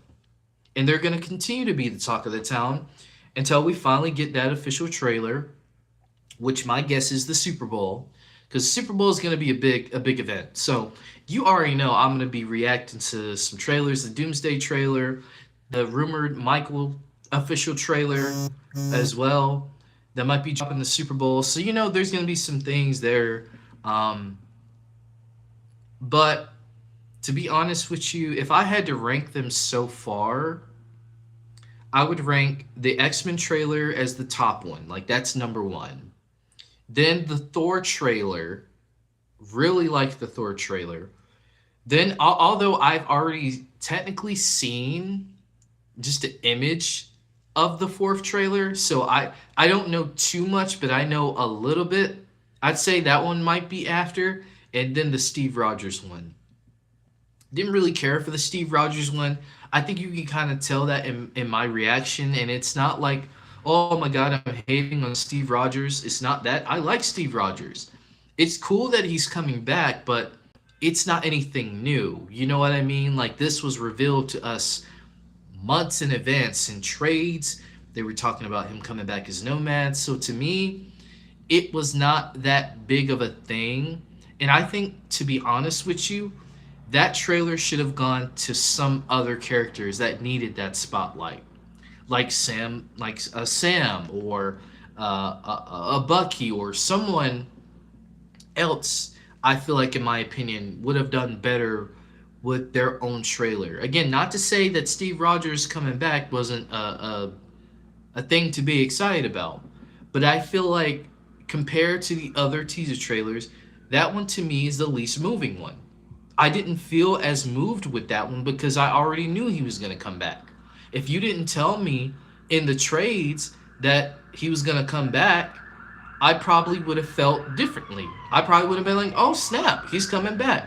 But at the same time, I'm also thinking about Sam Wilson, because I feel like Marvel hasn't done a good job, in my opinion, cementing Sam Wilson like he should have been. And I feel like it is to the discredit to the direction that they've been taking him in, but also to me, the writers, I feel like they don't know how to write Sam. They don't know how to write his character. So to me, it's just been kind of disappointing because I wanted Sam to I want Sam to be the guy. You know, I want Sam to be the head of the Avengers. And maybe the Russo brothers can course correct that. But I feel like at the same time, I feel like the writers of Brand New Day, the writers of Brave New World, and also Falcon and Winter Soldier, I feel like didn't do the best job of cementing Sam as the reason why people should root for him. And I'm not saying that you can't root for him because you can. I'm rooting for Sam. I just want better people to work on his projects. I want better people to cement his legacy. Um, and that's how I feel about it. But the X Men one, I love the X Men one. Love the X Men one. I've rewatched that X Men teaser so many times. Death comes for us all. You know, I love that line. I love that monologue that Magneto gives. Just seeing the X Mansion destroyed, and then at the end, finally seeing Cyclops after all these years. Finally seeing Cyclops in the freaking outfit. Finally. The only problem, the only nitpick I have is y'all didn't give him the yellow underwear. Why didn't y'all give him the yellow underwear? Like, to me, I know that's a bit of a nitpick, and the suit still looks cool without the yellow underwear, but I would have preferred the yellow underwear. To me, the yellow underwear on Cyclops is like trunks on Superman. The trunks on Superman just add another layer of detail to not just his suit, but to his personality, to his character. And I don't understand why you would want to take that away. So that's my only pick with the Cyclops suit. I wish they would have gave him the yellow underwear because that's what I've known and loved for years. But I still think it's a cool suit without it. Preach. Too many people rely on AI these days. They do, and it's time for people to start to see that again, this is all a machine. AI is an algorithm. It's a machine that you're feeding. You know, it is a thing that you're feeding, but you're not gaining knowledge. You know, when you read a book, when you had to look something up in a book, you gained knowledge from it. When you went on Google and you found all these historical websites, you gain knowledge. With AI, you're not gaining knowledge. AI is telling you exactly what it is, and you're not discovering these things for yourself. And that's the problem. One of the big problems with AI is that you're allowing a machine to do something for you that you can learn to do yourself. So that is the problem I have. I heard that the Hulk is going to be in Spider-Man Brand New Day. I don't know how it's going to turn out. I mean, there's a way. I think it's possible. Um, with what we know so far about the film, I think there's a reason why. And again, the theme all goes down to the same thing: rage. Spider-Man has lost, Peter Parker has lost everything. Spider-Man has lost everything. He will be rageful about how his life has turned out. Punisher, we don't know what the Punisher special is going to be about, but obviously the Punisher has rage in him. He's lost his family. He's lost people close to him. That's rage. I'm sure Bruce Banner has some rage.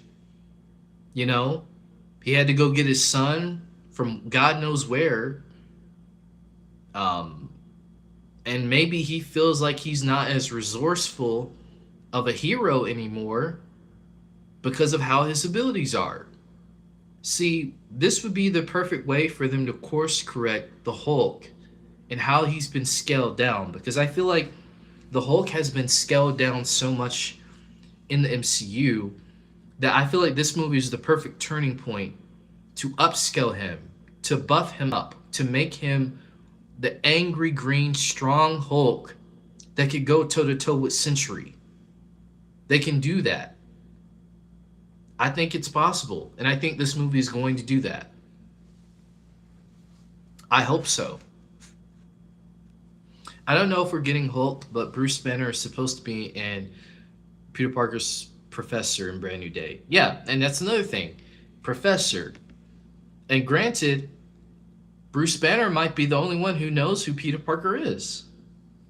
He might be. There's something you can play into that.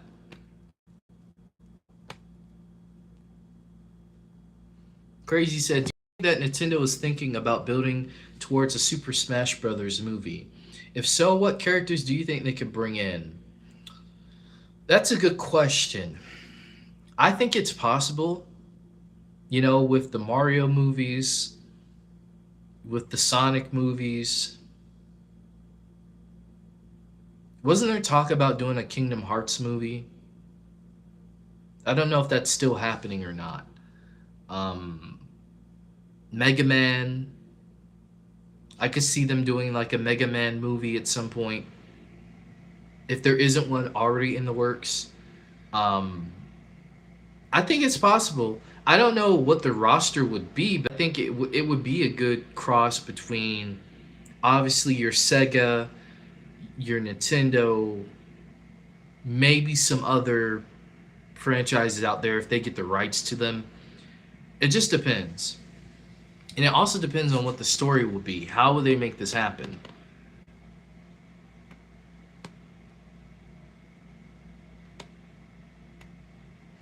Your mustache is diabolical. Well, thanks for telling me that. Not like I need to hear that. So I'm gonna I'm gonna get you out of here.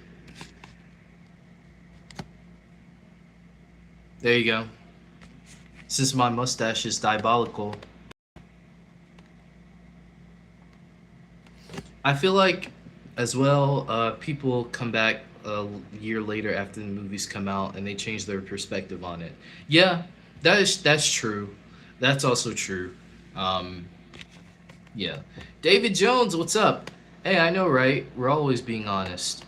I'm glad you said what you said about it. Some things I didn't like in phases 1 through 3. It was the same way. I personally didn't like the first Avengers much or Thor: The Dark World. Yeah, like people look at phases 1 through 3 like this MacGuffin, um, like the golden book of Marvel. But phases 1 through 3 had a lot of problems and issues and inconsistencies as well. Um, for the Dark World being an example, I can't tell you how many times I've done a Marvel rewatch and I've skipped through Thor: The Dark World because that movie to me is just unbearable for me to even watch. I don't like that movie. And I will say this, I think out of all the characters besides Ant-Man, out of all characters that I feel like has been disrespected the most, it's Thor. Because I feel like almost every Thor movie has that same problem. They have writers who just do not know how to write him. They do not know how to give him a proper story that's interesting and compelling to keep it going. Now, Ragnarok was a very interesting. It's a very interesting film. I'll give it that. It was a fun film. But that same person that did that movie did Love and Thunder, and they tried to lean into that even more, and it just did not work. You can't do the same formula twice. And I think that was the problem with Love and Thunder is they tried to do the same formula twice with Ragnarok, and it fell on its face. You have to each time change up the vibe with Thor. Keep Thor to its same elements, but you have to change it up. You have to give people a reason to say, you know what? Thor is dope. And when people see Thor in Infinity War, when he shows up in Wakanda, people are like, that Thor is dope. When people see him in this Doomsday trailer that they saw him praying to the Allfathers, that Thor is dope. That's what people are looking to see. They want to see more depth with Thor. They don't want to see And another. You know, you can have the jokes. There's nothing wrong with having the jokes. You can still do that. But you have to balance the jokes as well as, again, peeling back more layers and the personality of Thor and who he is and what makes him tick and how he is this legendary figure in the Marvel universe. You have to find ways to keep it consistent, but change it up each time so it doesn't feel like the same movie. And I think that's the problem with the Thor movies. They all feel like the same movie when they should feel each time they should feel different, but still, again, keeping the core Thor elements that make the character who he actually is. So that's my thoughts on it. But again, like you said,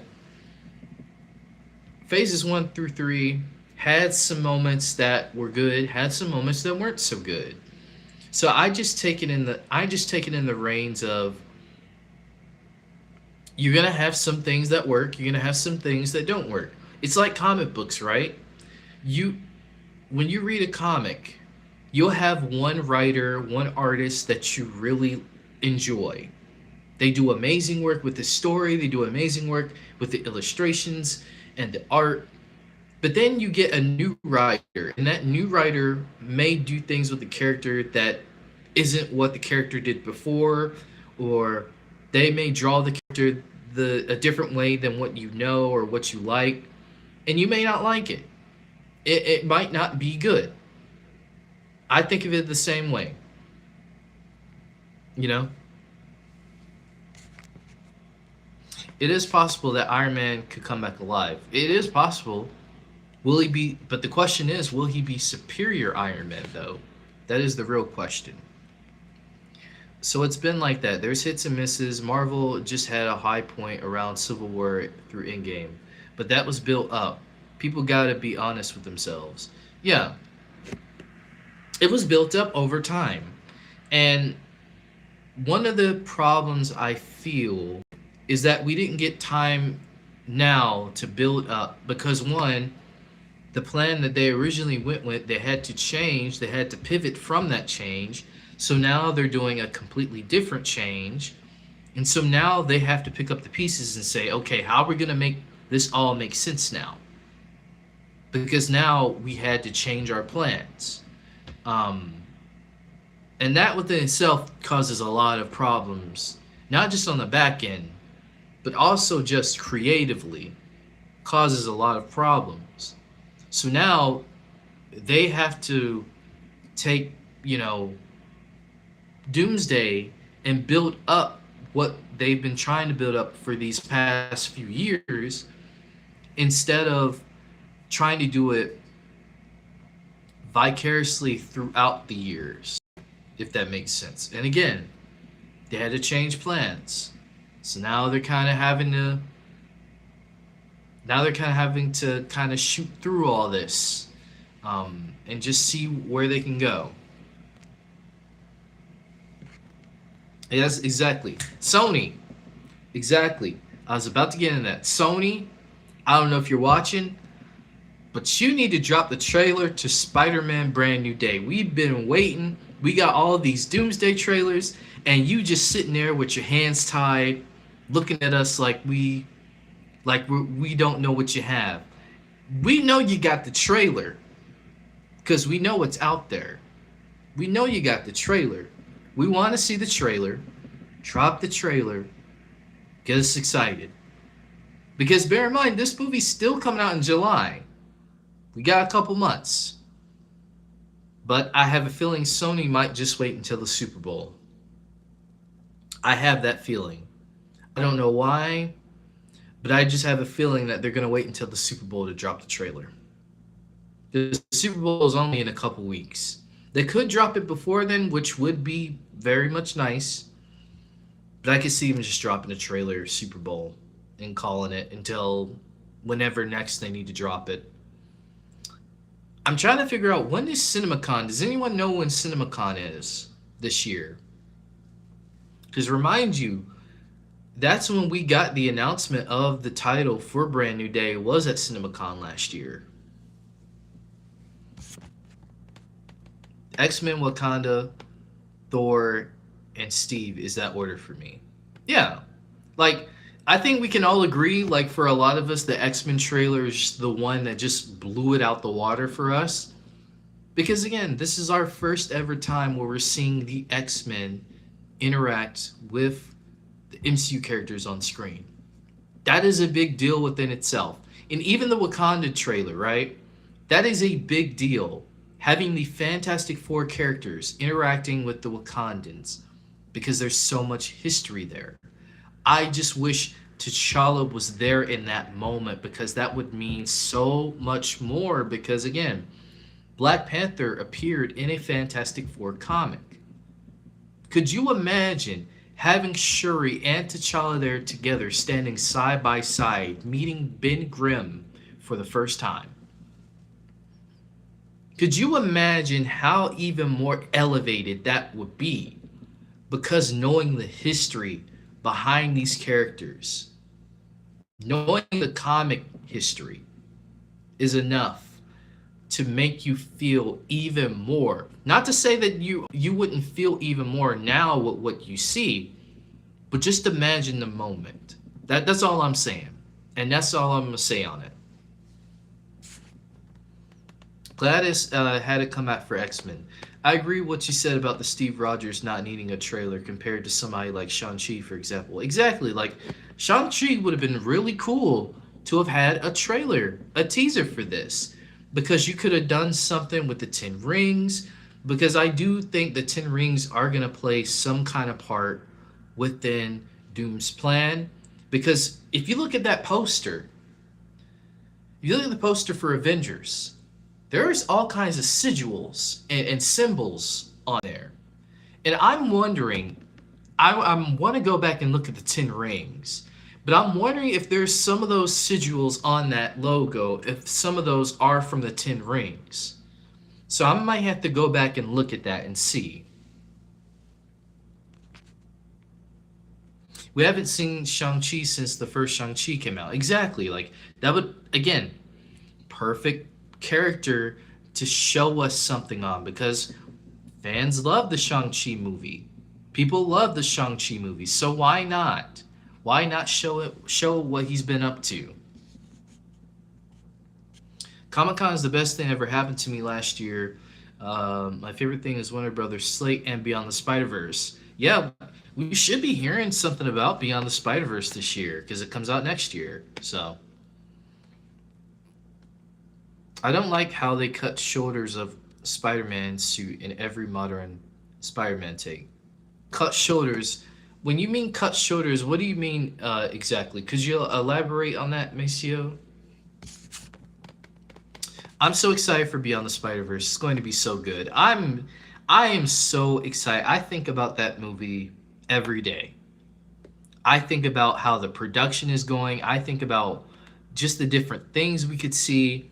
There's so much that I am just thinking about, like, in general with that film. I can't wait for next year. I can't wait. I can't wait when we get a trailer. I want to see Miles and Gwen fall in love. I do too. I really do. I like how they built them up. I like how they are together. And I think we are going to see them together. I really do. I really do. Phil Lord and Chris Miller is doing a new animation styles and stuff. Yeah, they are.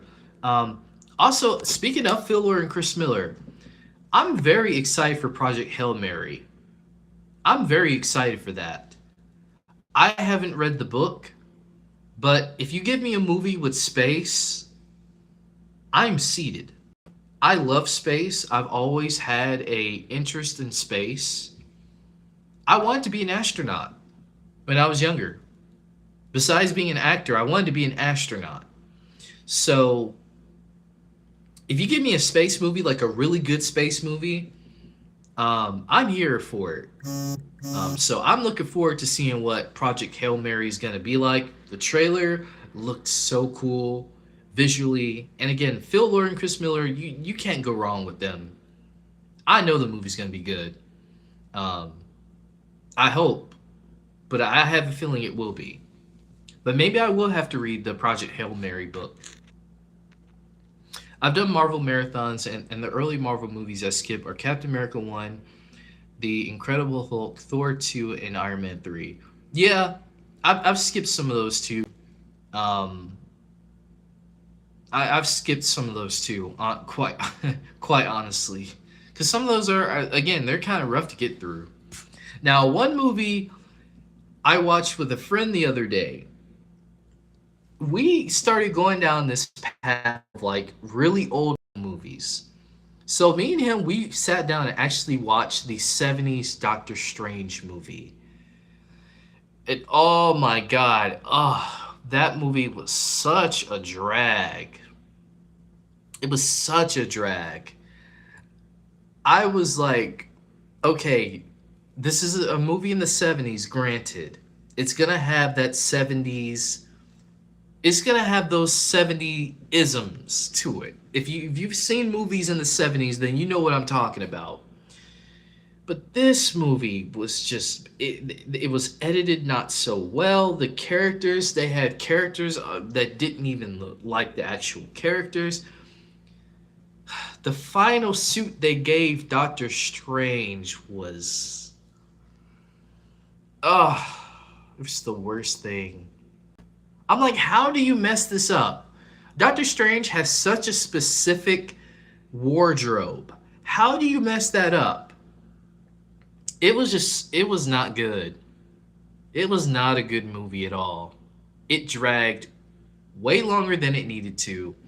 Um, so it's actually in hindsight, you look back at like the old Doctor Strange movie, the Hulk movies, the Spider-Man movies, and you see where we are now, you just start to gain even more of an appreciation for the movies that we have now and how much evolution through the superhero medium has changed in a good way. In a good way, I feel. And yeah. But if you want to go watch that '70s Doctor Strange movie, I mean, if that's what you want to do, I mean, by all means, I will let you know it does drag on, and it's something. It's something. I'll tell you that. We need serious Thor and Hulk back. I hope we get them, and I hope Doomsday does that, but we'll see.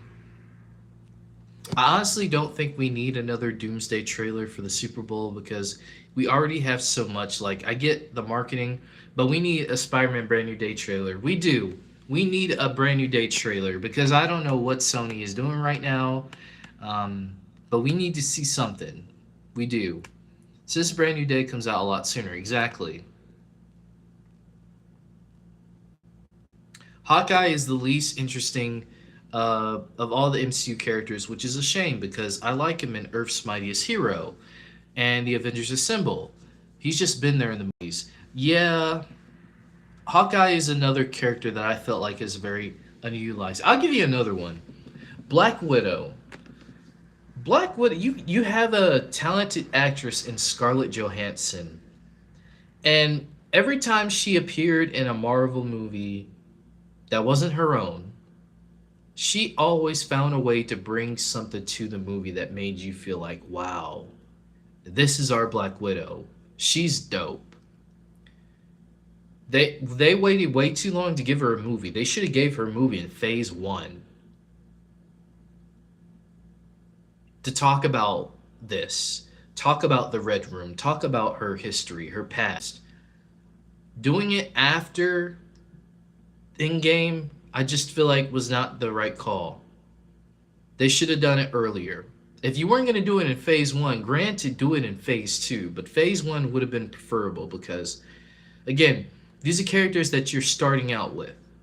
And then if you wanted to build her up, see what would have been cool is after her movie's over, she bumps into Steve Rogers, and that would make sense for why she appears in Captain America Winter Soldier. That would make sense. because they bumped into each other. They met before, you know? Could have done that. That would have cemented more of a impending relationship and the team up for the Avengers. They could have done that. Even with Hawkeye, I feel like Hawkeye, if you weren't gonna do a movie, you at least could have done, at the time, if Marvel had been smart, around the time where they did the Marvel series on TV, you could have gave Hawkeye a series on TV then. We could have gone about his past, his history, what that would have been like. And then, and that could have been a limited series thing. Maybe you do season one then, and then what would have been cool is if you could have done season two during the blip when he was Ronin. What was that like for him being Ronin for a whole season? We could have gotten that. That to me would have been really cool. Because again, you're peeling back more and more layers of Hawkeye as a character. The Hawkeye we know and the Hawkeye we didn't know during the blip.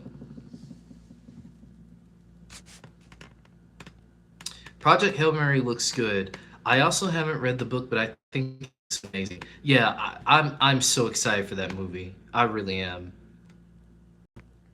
Yes, it made me excited. The WBPA sizzle reel talking about, yeah, Warner Brothers has a lot. Um, Warner Brothers has like a lot going for it, and I'm really hoping that they do capitalize, even with this Netflix inquisition. I really do hope that they go all in because there's a lot of things they can do now. It has a 0 on Rotten Tomatoes. What had a 0 on Rotten Tomatoes? I'm curious. They could have released their own movie between and after Civil War, before Infinity War, since Black Widow movie takes place during that time. Exactly. Like there were so many avenues that they could have taken, and yet they didn't at the time. Or maybe they had plans to, but so many things came up. We'll never really get the real story unless we talk with Kevin Feige or talk with someone at Marvel who, around that time, maybe had plans. Because I'm sure Marvel had so many different concept of ideas. Like I'm sure they had a whole board of movie spin-offs and movies and TV show ideas that they had that just never came to fruition for whatever reason. Maybe the characters didn't do well in their own films, or maybe they had other plans for the characters that just didn't work out. We'll never know.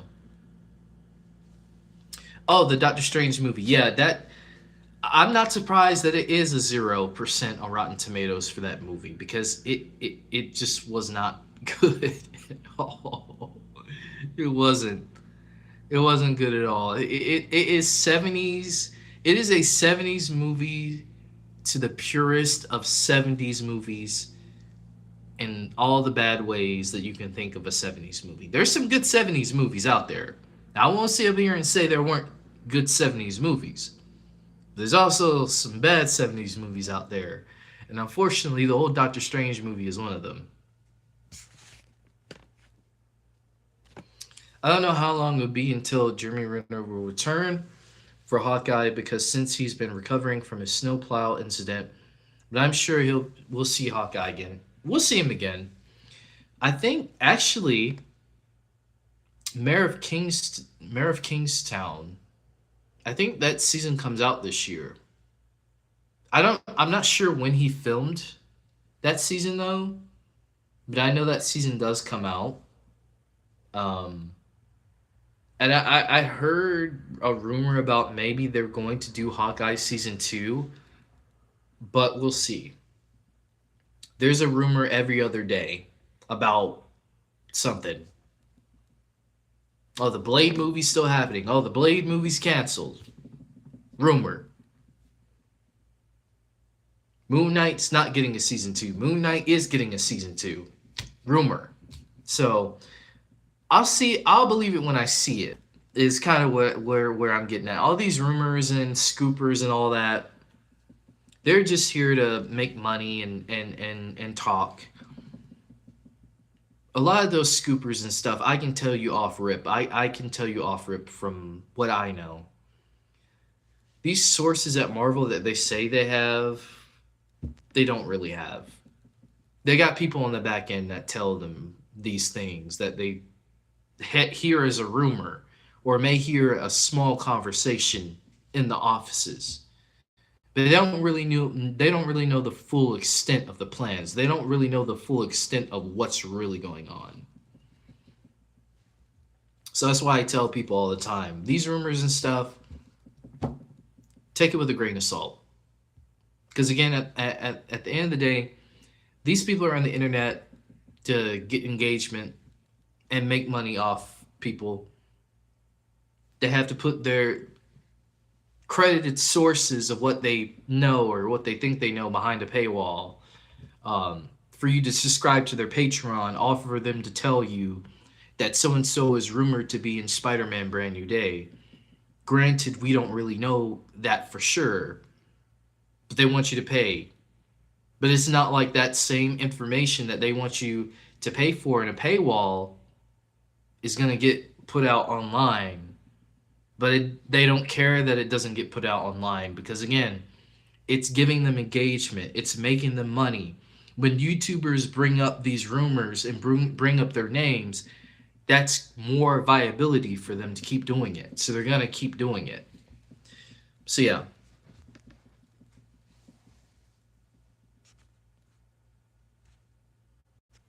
I didn't know there was an older Doctor Strange movie. Yes, I didn't know about it either until I don't know if you guys watch a little bit of everything. Really dope YouTube channel. I've watched his videos. I've been watching so many of his videos lately. He's really good when it comes to the timeline for the MCU. So if you want a YouTuber who will break down the timeline events for all of these films and when they take place and what months of the year these movies take place and shows take place, he is the guy. Really cool guy, really sweet guy. I've had conversations with him. So definitely go check out a little bit of everything if you haven't already. Really good when it comes to the breakdowns on stuff. I think he's the best Marvel channel on YouTube, because he just does such a good job of just breaking this all down and giving you the sources and giving you all this information that you might not have known or you might not have thought about. And he puts it into a different perspective. So, yeah, I knew about it from him. I knew there was an older Spider-Man movie. Like I knew there was an older Hulk movie. I know there were plans of Black Widow and Daredevil having like a TV show or a movie back in the day. Um, but I had no idea about this Doctor Strange movie. And a fun fact about that Doctor Strange movie is they were planning to do a Doctor Strange series back in the 70s. Um, and they decided to test pilot it with the movie. The movie didn't come out in theaters. It was a TV movie. Um, and they said, if the movie does well, if people like it, then we'll greenlight a Doctor Strange series. Now, granted, we know how that ended up because we never did get that Doctor Strange series, so that kind of lets you know that the movie was not received well. So that lets you know, even back then, Marvel was planning to do a Marvel universe. Even after all those years back in the 70s, they were thinking about it. Going up to now, decades later, we have Benedict Cumberbatch as Doctor Strange, and people like his portrayal. And every time, Doctor Strange appears, people get excited, just to see the mystic arts and what crazy adventure Strange is going to go into next, whether it's the Dark Dimension or him fighting Nightmare or him going to the multiverse, whatever it is, right? People are clamoring to see Doctor Strange, and that's why I am hoping that we get a Doctor Strange 3, because I think there's a lot of fun things that you can do with Doctor Strange moving forward in the Marvel Cinematic Universe. I think there is. So I'm hoping that is one of the movies planned that we'll get to see sometime.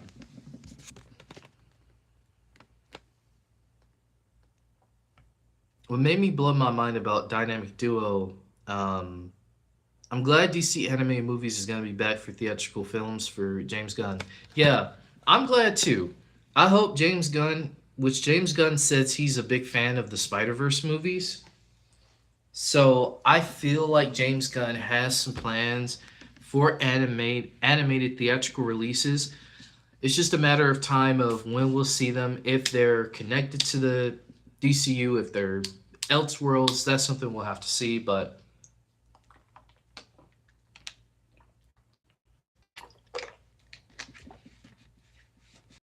I hope that we get more DCU animated theatrical films. Ant Man 3 Modoc is dumb, and Redemption is just lazy. Yeah, Ant Man 3 is definitely one of those movies that just were not good at all. Um, didn't make any sense. And that's why I say, like, to me, Thor and Ant Man are two of the characters that I feel like have been done wrong the most. Because there's some really fun and interesting things that you can do with Ant Man, but I feel like they just pull Ant Man just for jokes. But really, Ant Man can get some of the adventures that Ant Man has been on can get very serious and very terrifying. I just don't feel that they've gotten to that point yet where they want to tell those stories.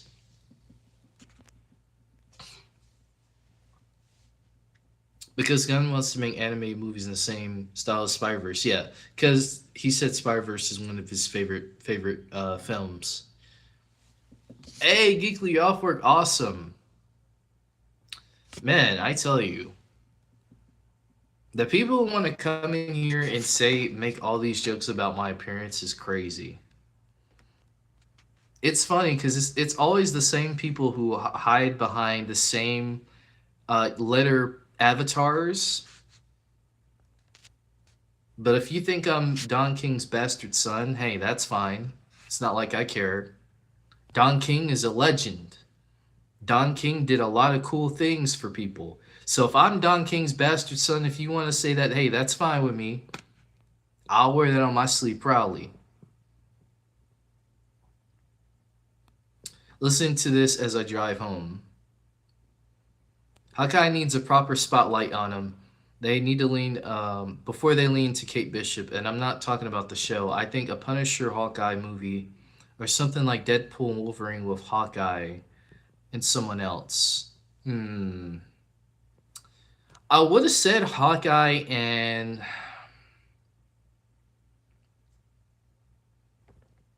you know what? Hawkeye and Thor.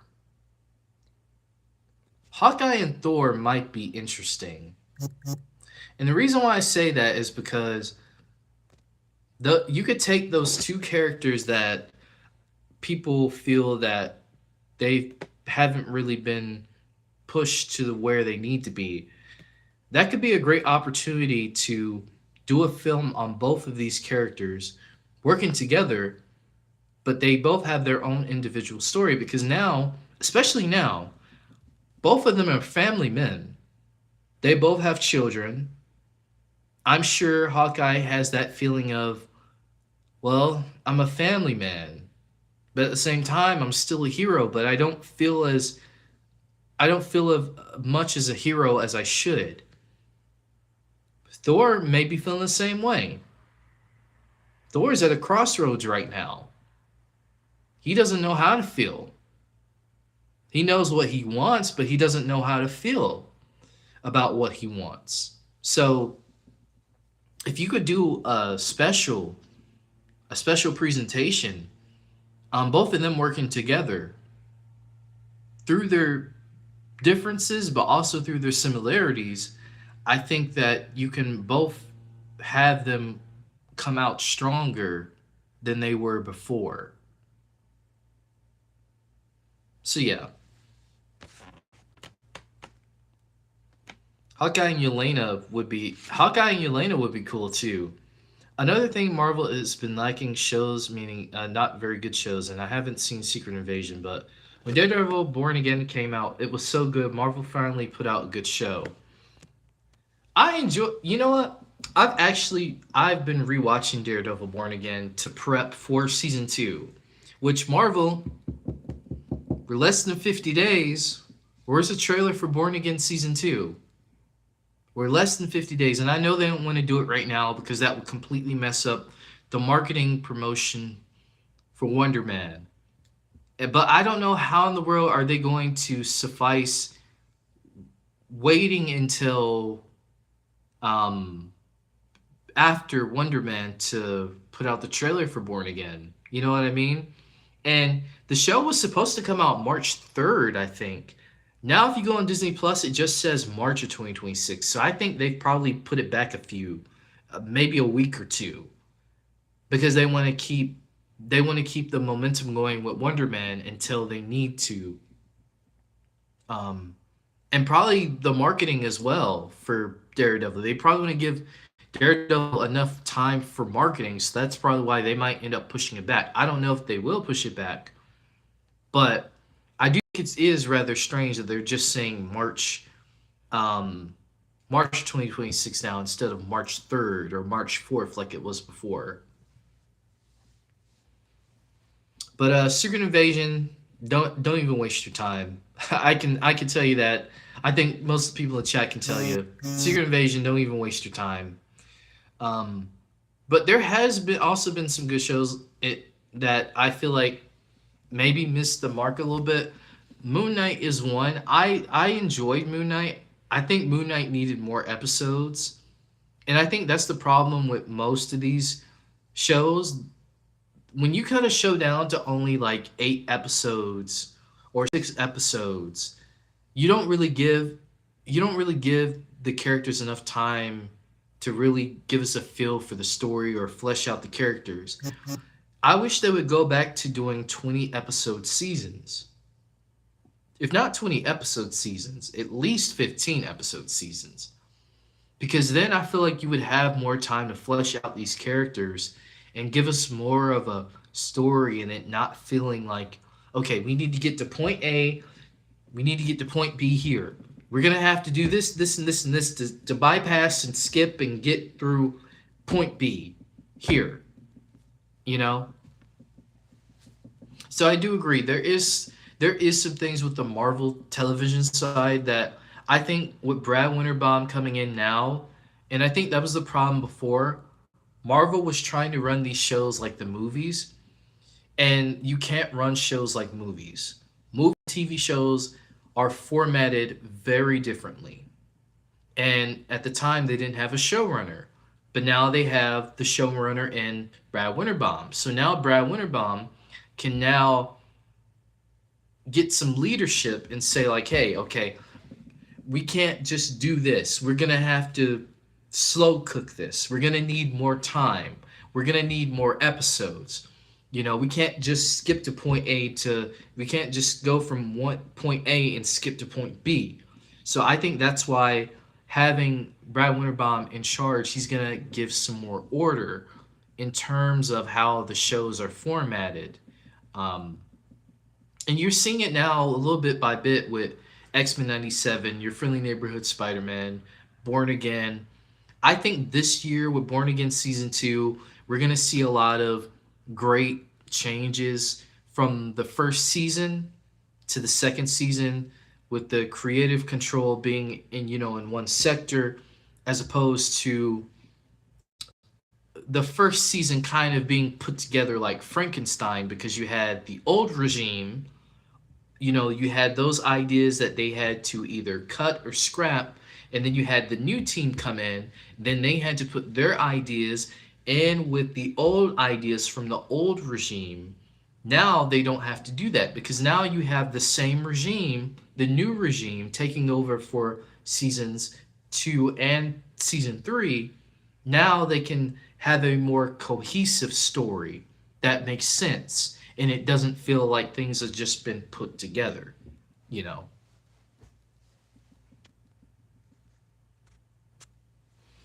I'm not a big fan of Tony Stark being the MCU version of Uncle Ben.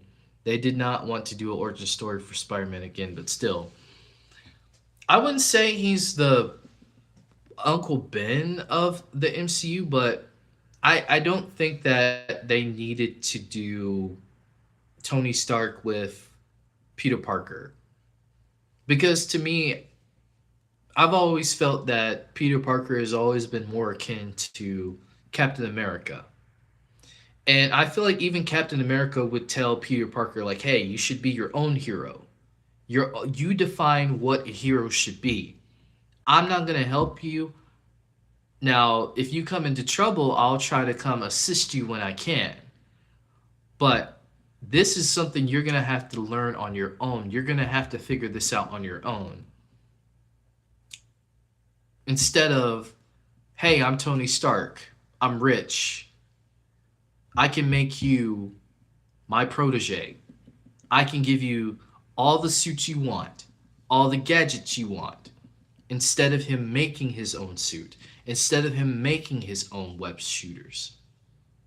I think when you do that, you take away the core element of what makes Spider Man in his journey so integral. So that's the big problem. I don't think he used the Uncle Ben, but I do feel that he was trying to be a father figure for Peter that he didn't need, because Peter Parker had to learn. And yes, he tried to find father figures and people he admired, Norman Osborn, Dr. Otto Octavius, people he trusted, men he trusted that he felt were father figures to him. Then they turned, some would say even Dr. Kirk Connors, they turned to the dark side. He had to learn how to take that in. And that was very hard for him. I'm sure that's very hard. Can you imagine someone that you look up to and then you find out they're not the person that you've always known? And then they just go completely full on the dark side, and then that's not even the same person you knew. And it hurts you to your core. And it's going to keep hurting you, but you have to learn to live with it. You have to learn to grow from it, to be a better person. And that's what Spider-Man is doing. Throughout all the betrayals and the heartbreak and the pain and the missed opportunities and the lost people in his life, he is trying to be a better person, a better Peter Parker, a better Spider-Man, a better man for himself. That's why the inclusion of man in Spider-Man means so much, because it's not just a one single thing. It is a double entendre, because you're having a teenage character, a teenage boy, learning to become a man over time through experiences in his life that he has to experience on his own. He has to figure out how to channel those things. And I think that's what the MCU, when it came to the introduction of Peter Parker, the introduction of Spider-Man, got wrong. But they're course correcting it now. And I think Brand New Day has that opportunity to change all that, to start over, to refresh things, to bring us the Spider-Man, the Peter Parker that we know. We know he's going to be making his own suit. We know he's going to be making his own web shooters. We know he's going to be taking out all these street level villains. And he's going to be going through it. He's going to be going through it hard. But how is he going to channel that problem? How is he going to channel all the things that he's going to go through? That is the real compelling thing about Brand New Day. How's he going to suffice all of the trials, all of the mishaps? And again, that's just a core integral part to Spider-Man.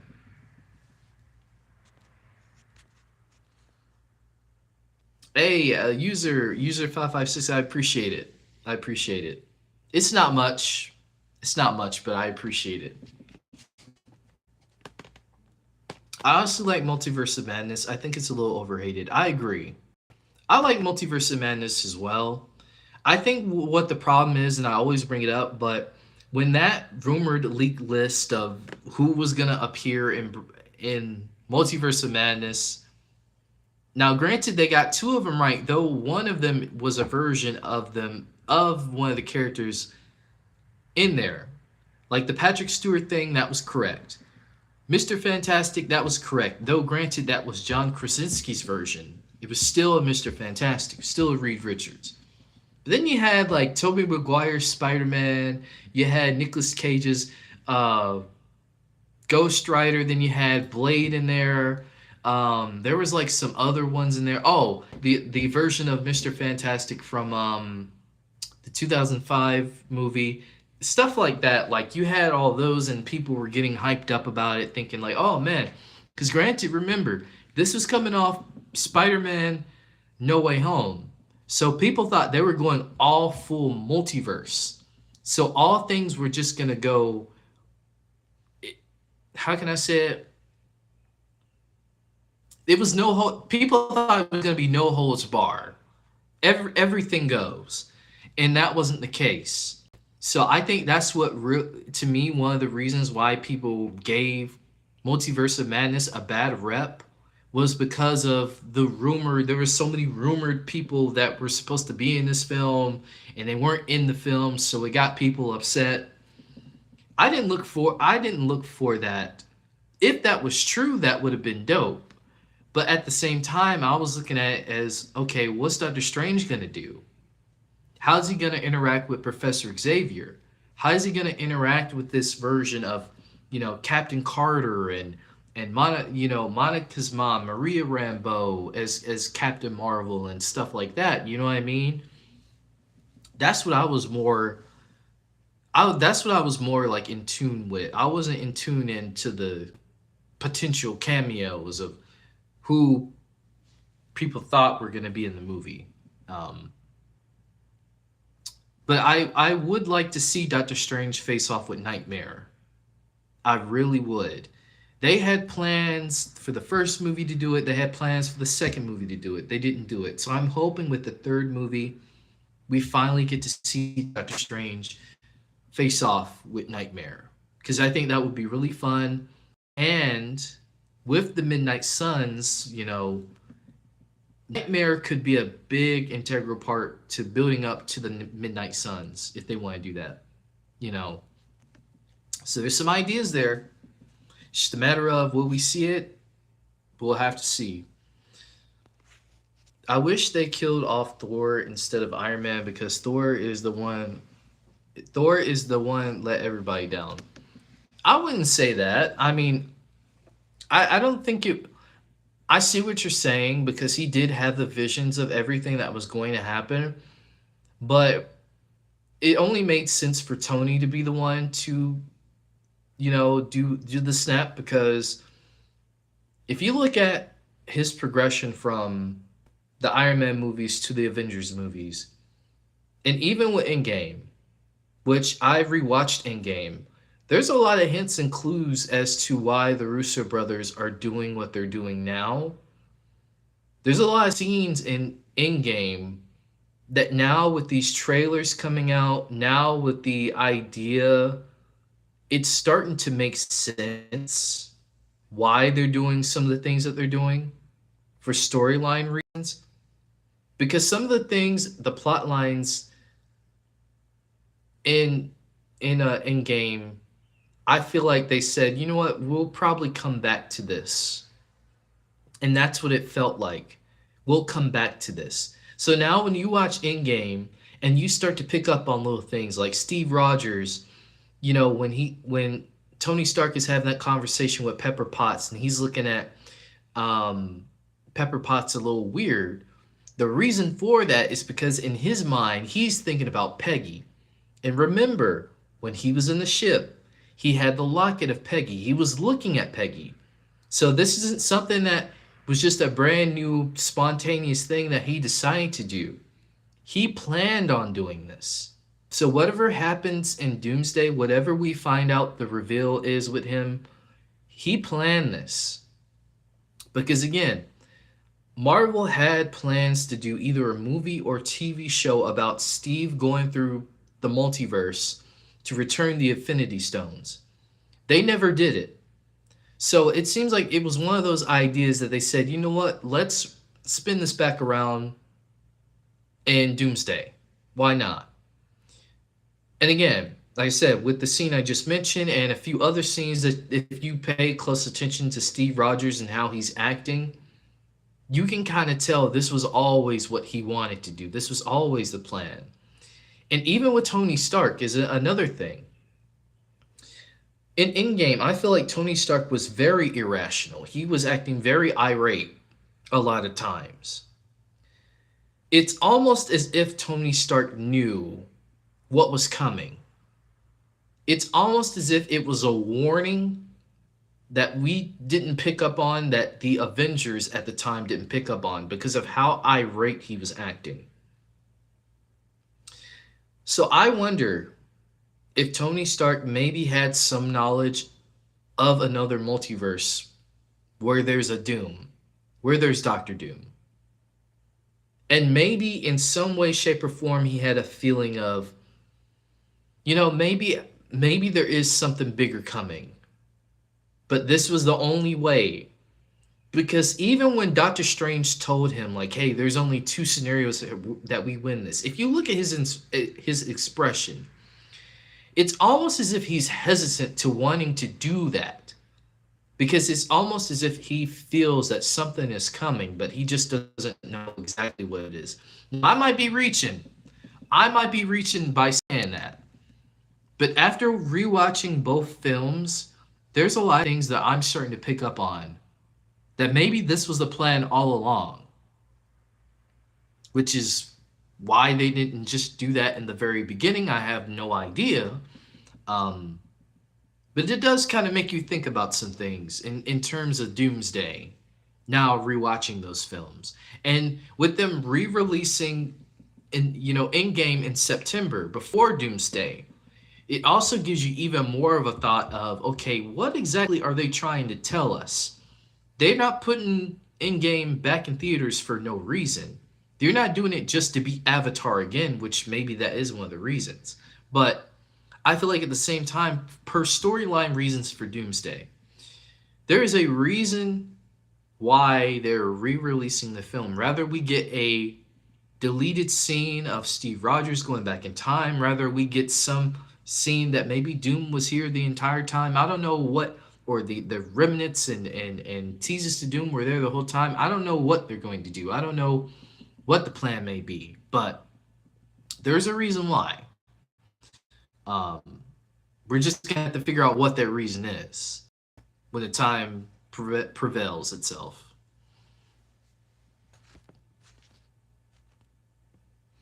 I think we could definitely get a live action Injustice movie based on the first two video games, or do two separate movies for both video games. It's possible. It is possible. I could see that being a DC Elseworlds thing. Hopefully the CGI is good in Brand New Day, just like the Amazing Spider-Man 2, if not better. I think it will be good. I don't know. I just have this feeling that we're going to get some Spider-Man visuals in here that we haven't gotten since maybe Toby, or maybe even some shots that we haven't seen before, at least in live action. In animation, it's different because with animation, you can draw and animate all these different angles and stuff. But in live action, it's a little bit more time consuming, but a little bit more produce consuming as well, due to, again, technology and CGI and how all that works. So I think there's going to be some really cool visuals, some really cool references to comic book stuff in Brand New Day as well. Um, Destin Daniel Cretton did amazing directing Shang-Chi, and the visuals were amazing. I'm sure the visuals for Brand New Day will be good as well. I do too. I really do. I hate how they made Thor a joke and dumb. Like he was good in Thor Ragnarok, Avengers 2012, and Infinity War. We were just talking about that, and how I felt that the different writers who have done movies for Thor haven't really been able to capture the Thor magic yet. And I'm hoping that there will be a writer that can for the next Thor movie, if they plan to do another Thor movie, and that Dustin will do an amazing job directing the movie.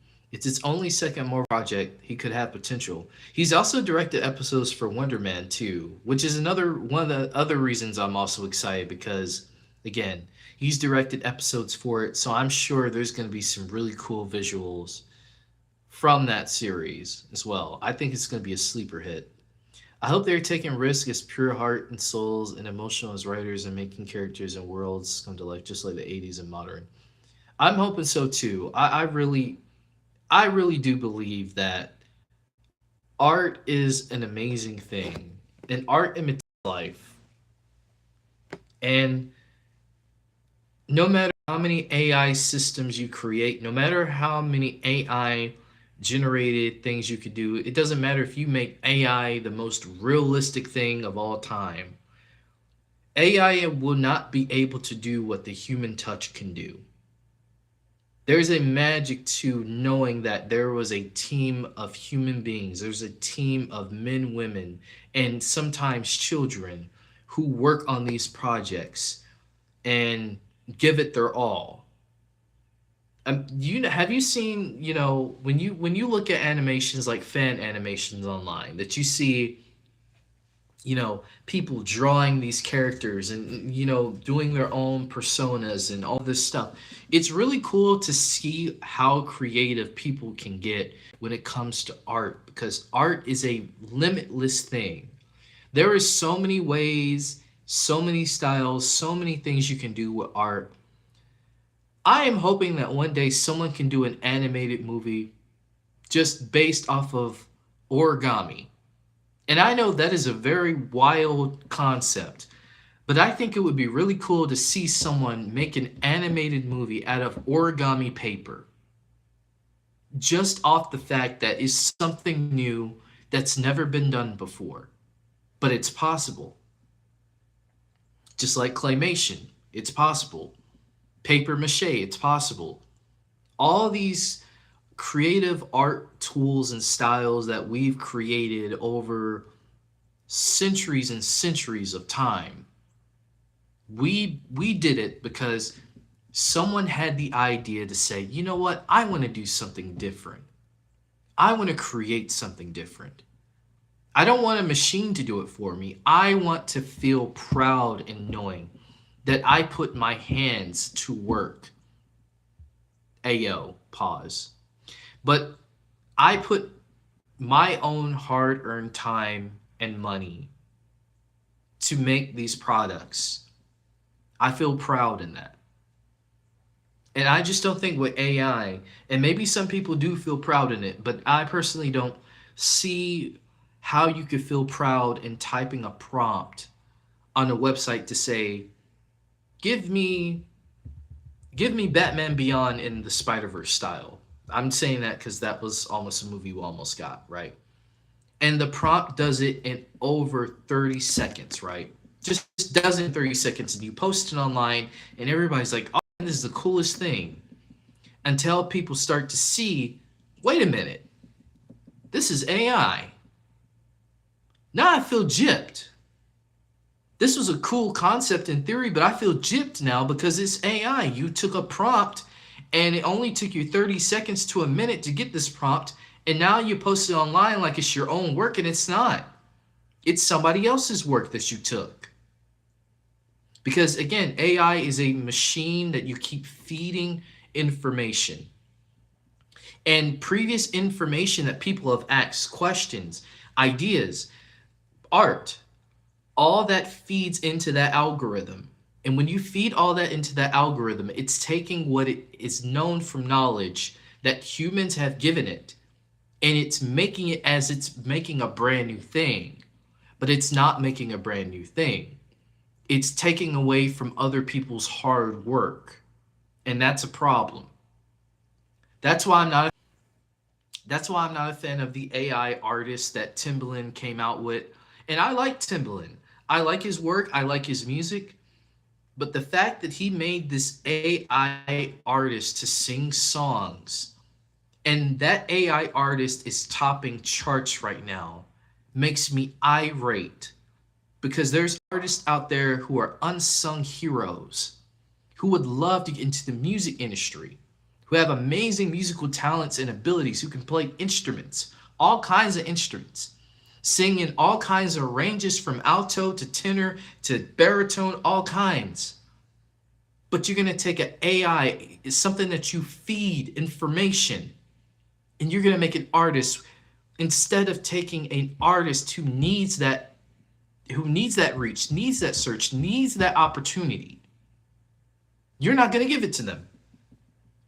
And in these studios, they sit around and they look and they say, you know what? We don't need humans anymore to make this stuff. We got a machine. All we got to do is feed the machine what we want, and we can get exactly what we want. And the people will like it. And the more people buy into the buffoonery, the more they're going to keep doing it.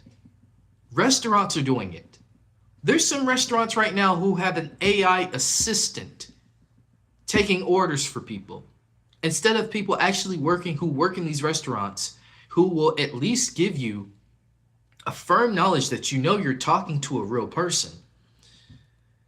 They would rather have a machine do all that work for them instead of a human being who it literally won't even take them 2 minutes to get an order from somebody in the drive-thru. Like, what are we doing? Coca-Cola doing an AI commercial instead of doing the wholesome polar bear Christmas commercials that they've always done using CGI and real actors. Now they've done these AI commercials with the polar bears, and now it doesn't even feel the same anymore. It's not even the same thing, because they took away the magic of what made those original commercials, those old commercials. When you look back at those, what made them so special? Now they've taken away and put it into a machine that's creating a soulless copy of what was done before. You're taking somebody else's work. That's not creativity. That's fraud. That's larceny. That's all I'm saying. That's how I feel about AI.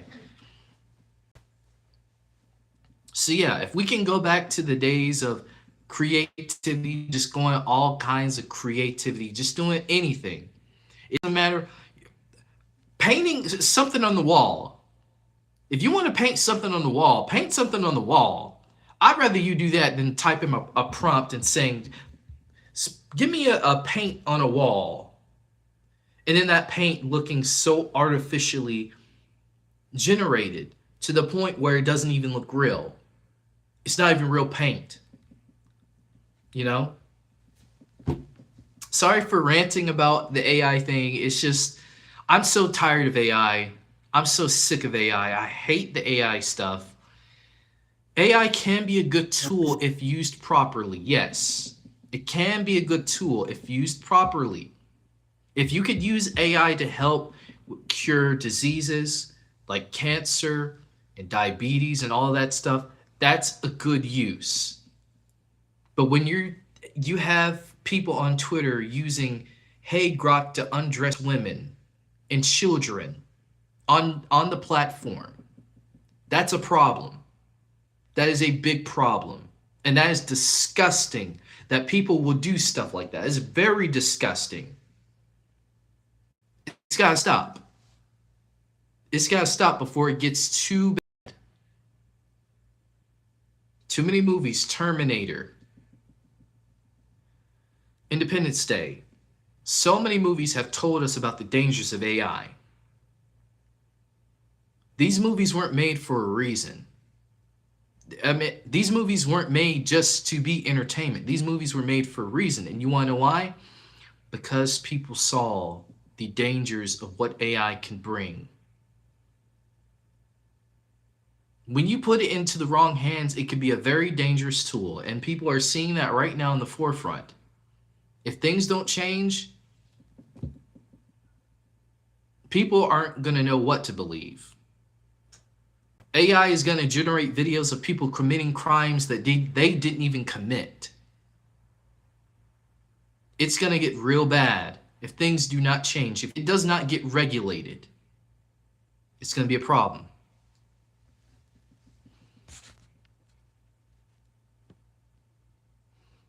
Yes, I did love Silver Age and Golden Age era for me. Yeah. I like Far From Home because Peter had to deal with the grief of Tony and how to be on his own, and he did eventually make his own suit before fighting off Beck. Exactly. Even though he did have a bit of help from Happy, but he still had to figure out how to do all of it on his own. Right. Also, I'm not a fan of Uncle Ben dying before Peter got bit by the spider. That's fair. That's fair. Every iteration isn't going to be the same. And though granted, it would have been really cool to see what that version of Uncle Ben would have looked like. I guess again, it's a creative choice that they made. This is unfortunate. Better person is important for heart and emotional core for every character development arc, just like Lego Movie, Spider-Verse movie, Rise of Guardians. Exactly. The first step Fantastic Four suit is the best live action Fantastic Four suits. I'm not a fan of 2005. What the zipper felt appropriate, especially with Invisible Woman, and the 2015 one is a joke. I think Fantastic Four in general, the first step movie is just a really good movie in general. I feel like because Superman came out, a lot of the I think a lot of people were expecting high hopes with Fantastic Four, way higher than Superman.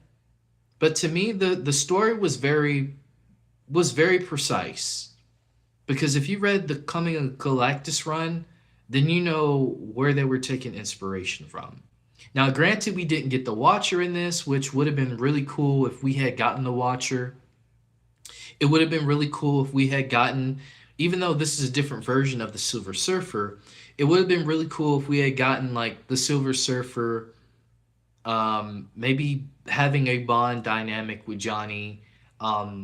Even though she kind of did a little bit in the movie, but if you know in the comics, then Silver Surfer meets Alicia, which is Ben Grimm's girl at the time, and he kind of talks with her. She kind of talks to him about him and what he's like and stuff. And I think they started to build a dynamic between each other through that. Though that would have left Ben Grimm sad, um, which I don't want to see Ben Grimm just a sad character because Ben Grimm has some moments where he can be a happy character, can be a fun character. He's not all doom and gloom. It's just that his appearance is just the thing that just really bothers him because he feels like being a big solid rock. He feels like he just doesn't fit in. Um, and in a way, I can kind of relate to that because I've always not felt the most confident in myself. So sometimes when I see myself in the mirror, it's like sometimes I don't even want to look at myself because I just don't feel like I look good enough. Um, and so with that in mind, I don't want to try to make it sad, but in a way, I kind of relate to Ben Grimm in that sense of understanding what it's like to feel not feel comfortable in your own skin. I guess is what the term would be. Um, I relate to it, but in all, I think Fantastic Four: First Steps is the hands down the best Fantastic Four movie we've had yet. And I think if we get a sequel to that, I think it's going to be even better. I said it on Twitter and I'll say it again. I think more and more over time, people are going to appreciate Fantastic Four First Steps. And I think people are going to love the movie even more. And with Doomsday, I'm so glad that we're going to see more of the Fantastic Four because now I think an even bigger and broader audience is now going to get introduced to these characters who may not have went to see Fantastic Four, can now see these characters interacting with a Steve Rogers and a Sam Wilson or Yelena or um, you know, a Cyclops and all this stuff, right? Like these characters will interact with each other. So now this could bring in a Usher, usher in a new crowd who say, you know what, these Fantastic Four, they're pretty cool. Where can I see them at? There's a Fantastic Four movie. People want to check it out, and people will say, you know what, this Fantastic Four movie was actually really cool. This was a really cool way to do it. Um, so I think Fantastic Four First Steps will be a movie that people will love more and more over time, and people will say it's underrated. I really do see. I can just see the retrospectives now. Fantastic Four First Steps is the most underrated MCU movie of all time. I can see it. I can see it, and I know they're gonna do it. Um, we've been around the internet too long to know how the internet can be. So yeah, what's up, Marvel fan? All good. I think they may be dumping Wonder Man all on the same day and do Daredevil will have time for a promotional run. Yeah, I think they are. I believe they said they're going to be dumping all the episodes of Wonder Man all on the same day, which is a bummer because they did the same thing with Ironheart, and I'm kind of like, I don't want to say it, but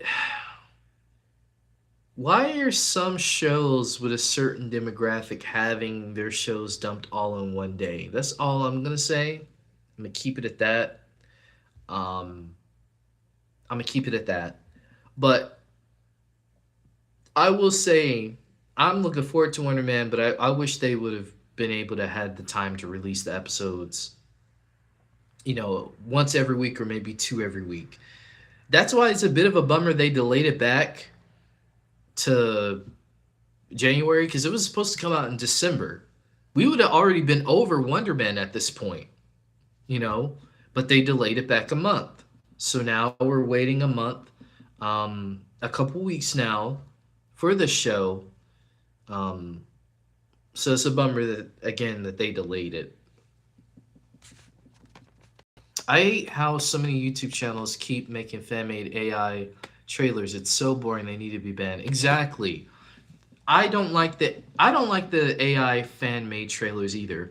I miss the days when people would just make fan made trailers and you knew it was a fan made trailer. You knew the thumbnail was photoshopped. Um but when you watch the fan made trailers, they just compiled a bunch of clips from all the different movies and just put them together, right? And then maybe would have photoshopped like I don't know, like a Doctor Doom's cloak or something, at the end. I miss that. Now people can just put in a prompt. Give me a AI Doomsday trailer, and then boom, Marvel logo. You're thinking, oh snap! Someone made an actual Doomsday trailer. It's all made by AI. You got Sam over here fighting Nightcrawler. You got Mr. Reed over here fighting Professor Xavier. You know all of this stuff, and it's not even. You can tell by the fingers and the mouth movement. It's not even real. They're not taking clips from old movies anymore and putting them together. They're not photoshopping stuff. The amount of AI doomsday quote unquote photos, leaked photos that they said were real that I've seen has been asinine. And again, what happened to people being so talented enough to photoshopping this stuff? Because you knew, at least you knew with some of the stuff with Photoshop, you knew that like, wow, somebody did a really good job of making me believe that this is Professor Xavier hanging out with Reed Richards. You know what I mean? Now, like I said, nowadays people just put in a prompt and now you can automatically get that. And then you got people believing it, and then you got YouTubers making videos on it saying, "Oh wow, look at these doomsday leaks." And they're not doomsday leaks. Someone made these AI with AI generation. Like, come on now. What are we doing? What are we doing? So it just like I said, I don't want to rant about AI any more than I have this entire stream. Y'all can really tell I do not like this AI stuff. I don't. I am not a fan of it at all. I disapprove of it. It needs to be regulated. Um, but yeah, I just miss the days when people were just talented enough to just make fan made trailers with just old footage and, like I said, photoshopping characters on bodies and stuff, and coloring it, and doing all the stuff about Photoshop, and all the stuff that people do when it comes to that. I'm not a fan of the X-Men 2000 movies suit. It looks dull compared to the Sam Raimi. And that was a product at the time. Unfortunately, at that time, there were some people who believed that superhero movies needed to be the next Matrix. And unfortunately, the X-Men, they decided to go in the creative direction of, let's make their suits like the Matrix. Because the Matrix was a very big film at the time. Instead of just saying, you know what, let's give Wolverine the yellow and brown or the yellow and blue. Let's give Cyclops the actual suit with the undies.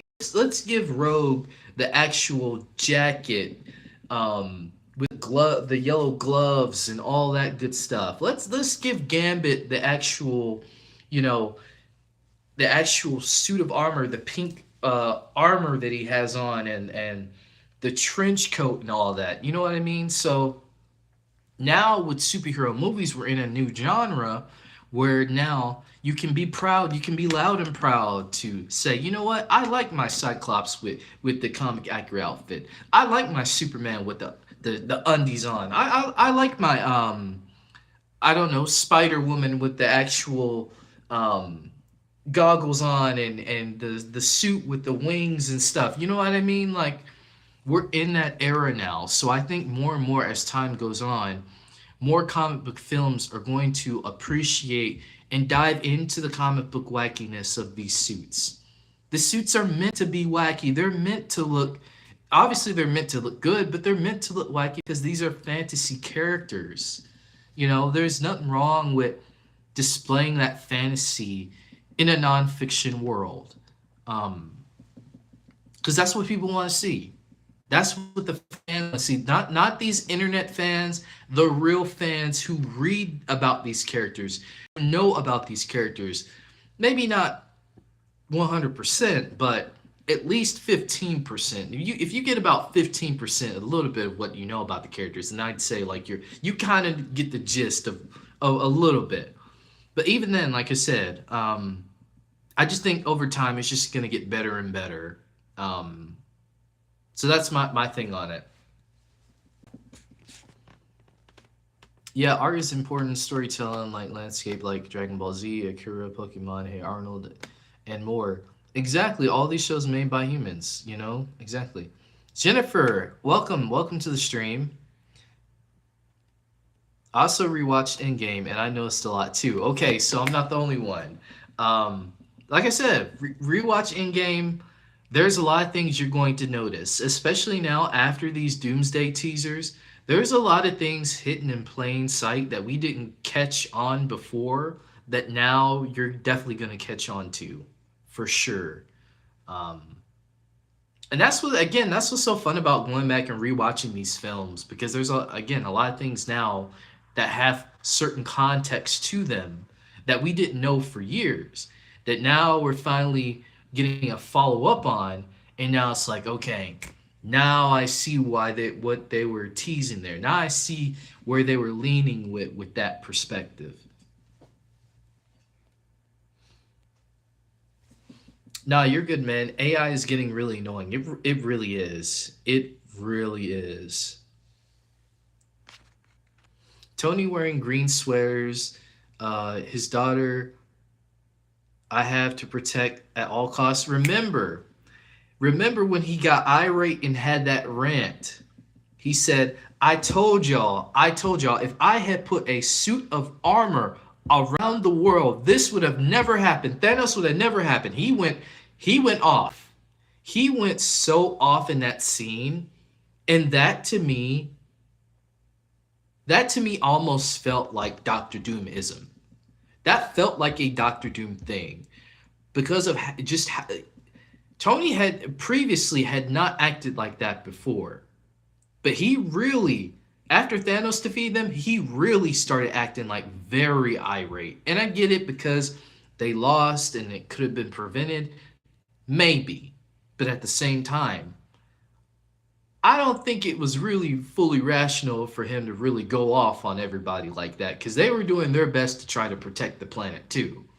Um, so again, like you said, you brought up that scene, the green sweaters, his daughter. Like I said, there's so much. Like I said, when you go back and watch Endgame, it's all gonna start to make a little bit more sense as to why certain things are happening now. Um, and I think that was the intent. That was the intent of the Russo brothers the entire time. They wanted to do that. They wanted to come back to do this film because they knew the story was not finished with Endgame. They knew when people were saying there were plot holes in Endgame. I think that was done on purpose. And it was done intentionally to have them come back and revisit a lot of the plot holes and some of the stuff that was going on in Endgame to now only answer it in Doomsday and Secret Wars. So yeah, seeing with his dad, his mom being pregnant at the wrong time, exactly. Like I said, it is amazing how movies can really give you signs to certain things. Um, and then you don't realize it until, like I said, you go back and rewatch it after watching it in the theaters or watching it after a few years, and it's just like, wow, I did not notice that before. Mission Impossible is literally a message of today's world of AI that people don't know what to believe anymore and could end up turning into another war. Exactly. Exactly. They have all these movies, and yet the higher ups do not listen because the only thing they're thinking about is money. How can we get people out and how can we make more money? How can we get to a state of the union where we don't even need humans anymore? We have machines. We have the brains of the machines, and that's all the brains we need. If there isn't a stop to it, if it's not regulated, if people don't speak out against it and say no more AI, we don't want this anymore, just like cryptocurrency, it's going to just keep getting worse and worse. But I think over time, and I hope for this, like cryptocurrency, people are going to want to get interested into it in the first beginning as a new wave, but then over time people start to see the pros and cons of cryptocurrency. Hopefully people can see the pros and cons, more cons with AI than pros. Again, depends on who's handling AI and how it's handled in the right hands. um, how people will start to see like, yeah, we don't want AI anymore. It's old. Give us the humans. We're the humans. We can do this ourselves. We were cavemen molding rocks to build hammers to beat each other across the heads. We don't need AI. We're good. I'm sure cavemen did that. I mean, at least that's what the cartoons tell us. That's what the cartoons tell us. I don't know historically if the cavemen were beating each other across the head with stone bats, but I'm sure they were. I'm sure there were some that were, which is one of the reasons why it's such a good movie. Exactly. The movies that tell you historical things as they are, like an iRobot and stuff like that, they're telling you to let you know, to warn you about these things, to warn you to be careful in what you trust and be careful in what you read. Hot take, but 2012 Captain America suit is my favorite Captain America suit because it looks comic accurate. I wouldn't say that's a hot take. I wouldn't say that. I did miss nostalgic, so many good things, the Y2K, flat design, Memphis design, fashion, all that. All that can make a resurgence, you know? Things are making a resurgence all the time, you know? 80s music making a resurgence. 80s movies making a resurgence, you know? Hairstyles, fashion, all that stuff from way back in the day, from decades ago, is coming back because it's never gone out of style. People will say disco is dead, but people will go to a concert and will dance to all the songs from the 70s. Why is that? Because disco didn't die. Disco is timeless. And when you make something that's timeless, it's never going to go out of style. So, yeah. Honestly, like how they drop all the episodes of the shows at once because I like binge watching. But even if they release episodes every week, I still wait until all the episodes are streaming. So then, understandable. I think the binging I think the binging format works for certain shows. I think they're sublime because AI is hackers. I have a little expectations for Wonder Man, but I could be proven wrong. That's fair. But I don't know for now. I have low expectations. Yeah. Yeah, this scene is my favorite. Tony was right about that. W take on Endgame about plot holes. I don't think there was any. I didn't I didn't think there was any. But the fact there was and could have done them on purpose for the Russos to come back is insane. But I do kind of feel that bringing back Robert Downey Jr. to be Doom is just Marvel being desperate. But then again, it could mean something. Yeah, honestly, I'm not a fan of the whole RDJ being Doom thing. I was not a fan of it when they announced it. I'm still not a fan of it now. Um,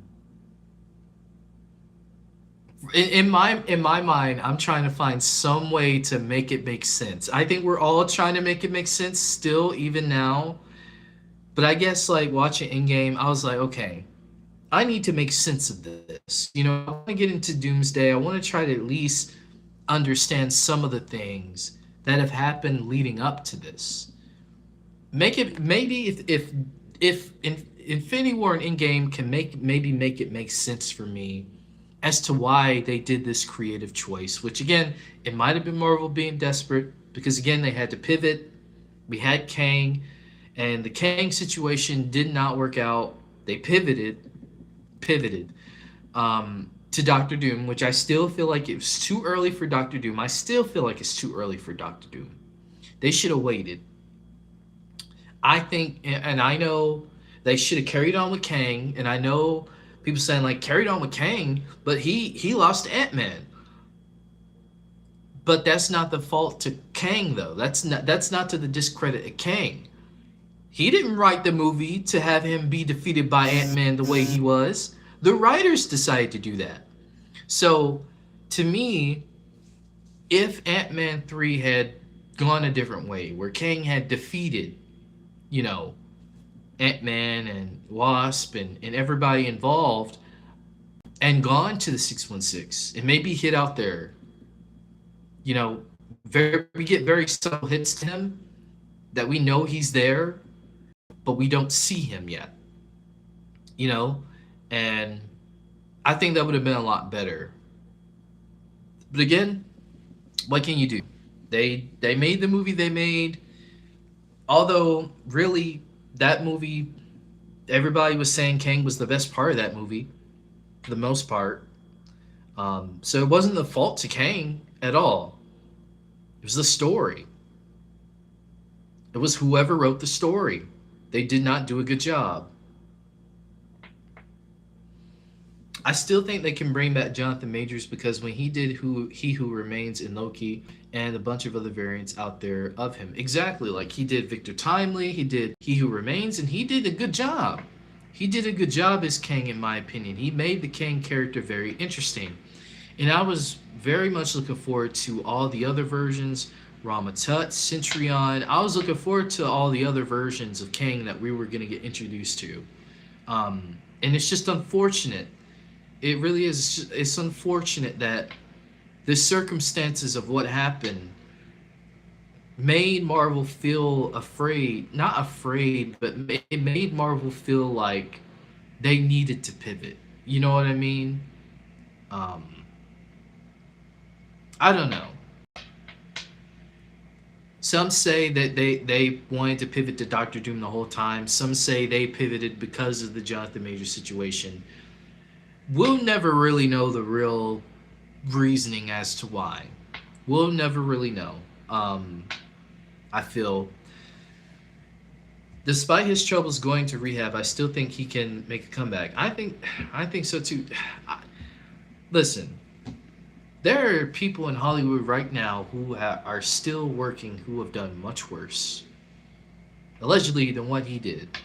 I don't believe he did anything wrong. That's just my opinion on it. Um, but again, this is the business. Um, Hollywood business can be something sometimes. It can be interesting, but Hollywood can also have its positives, but also, it can also have its negatives, like everything else. So it's just one of those things, you know. Um, I would love for him to come back to play King, even if it's just to be killed off by Doctor Doom, or maybe if he's working with Doctor Doom, just for that. And if you want to leave the Kang character alone, you can leave him alone after that, if you want to, or if you want to bring him back later, you can. I don't know. Um, but I think just that one line in Loki season two saying, "Oh yeah, um, we got all the Loki variants. Are we gonna prune those?" I don't know if that is serviceable enough or justifiable enough for what you were building to with this character that was going to be the big bad. You know,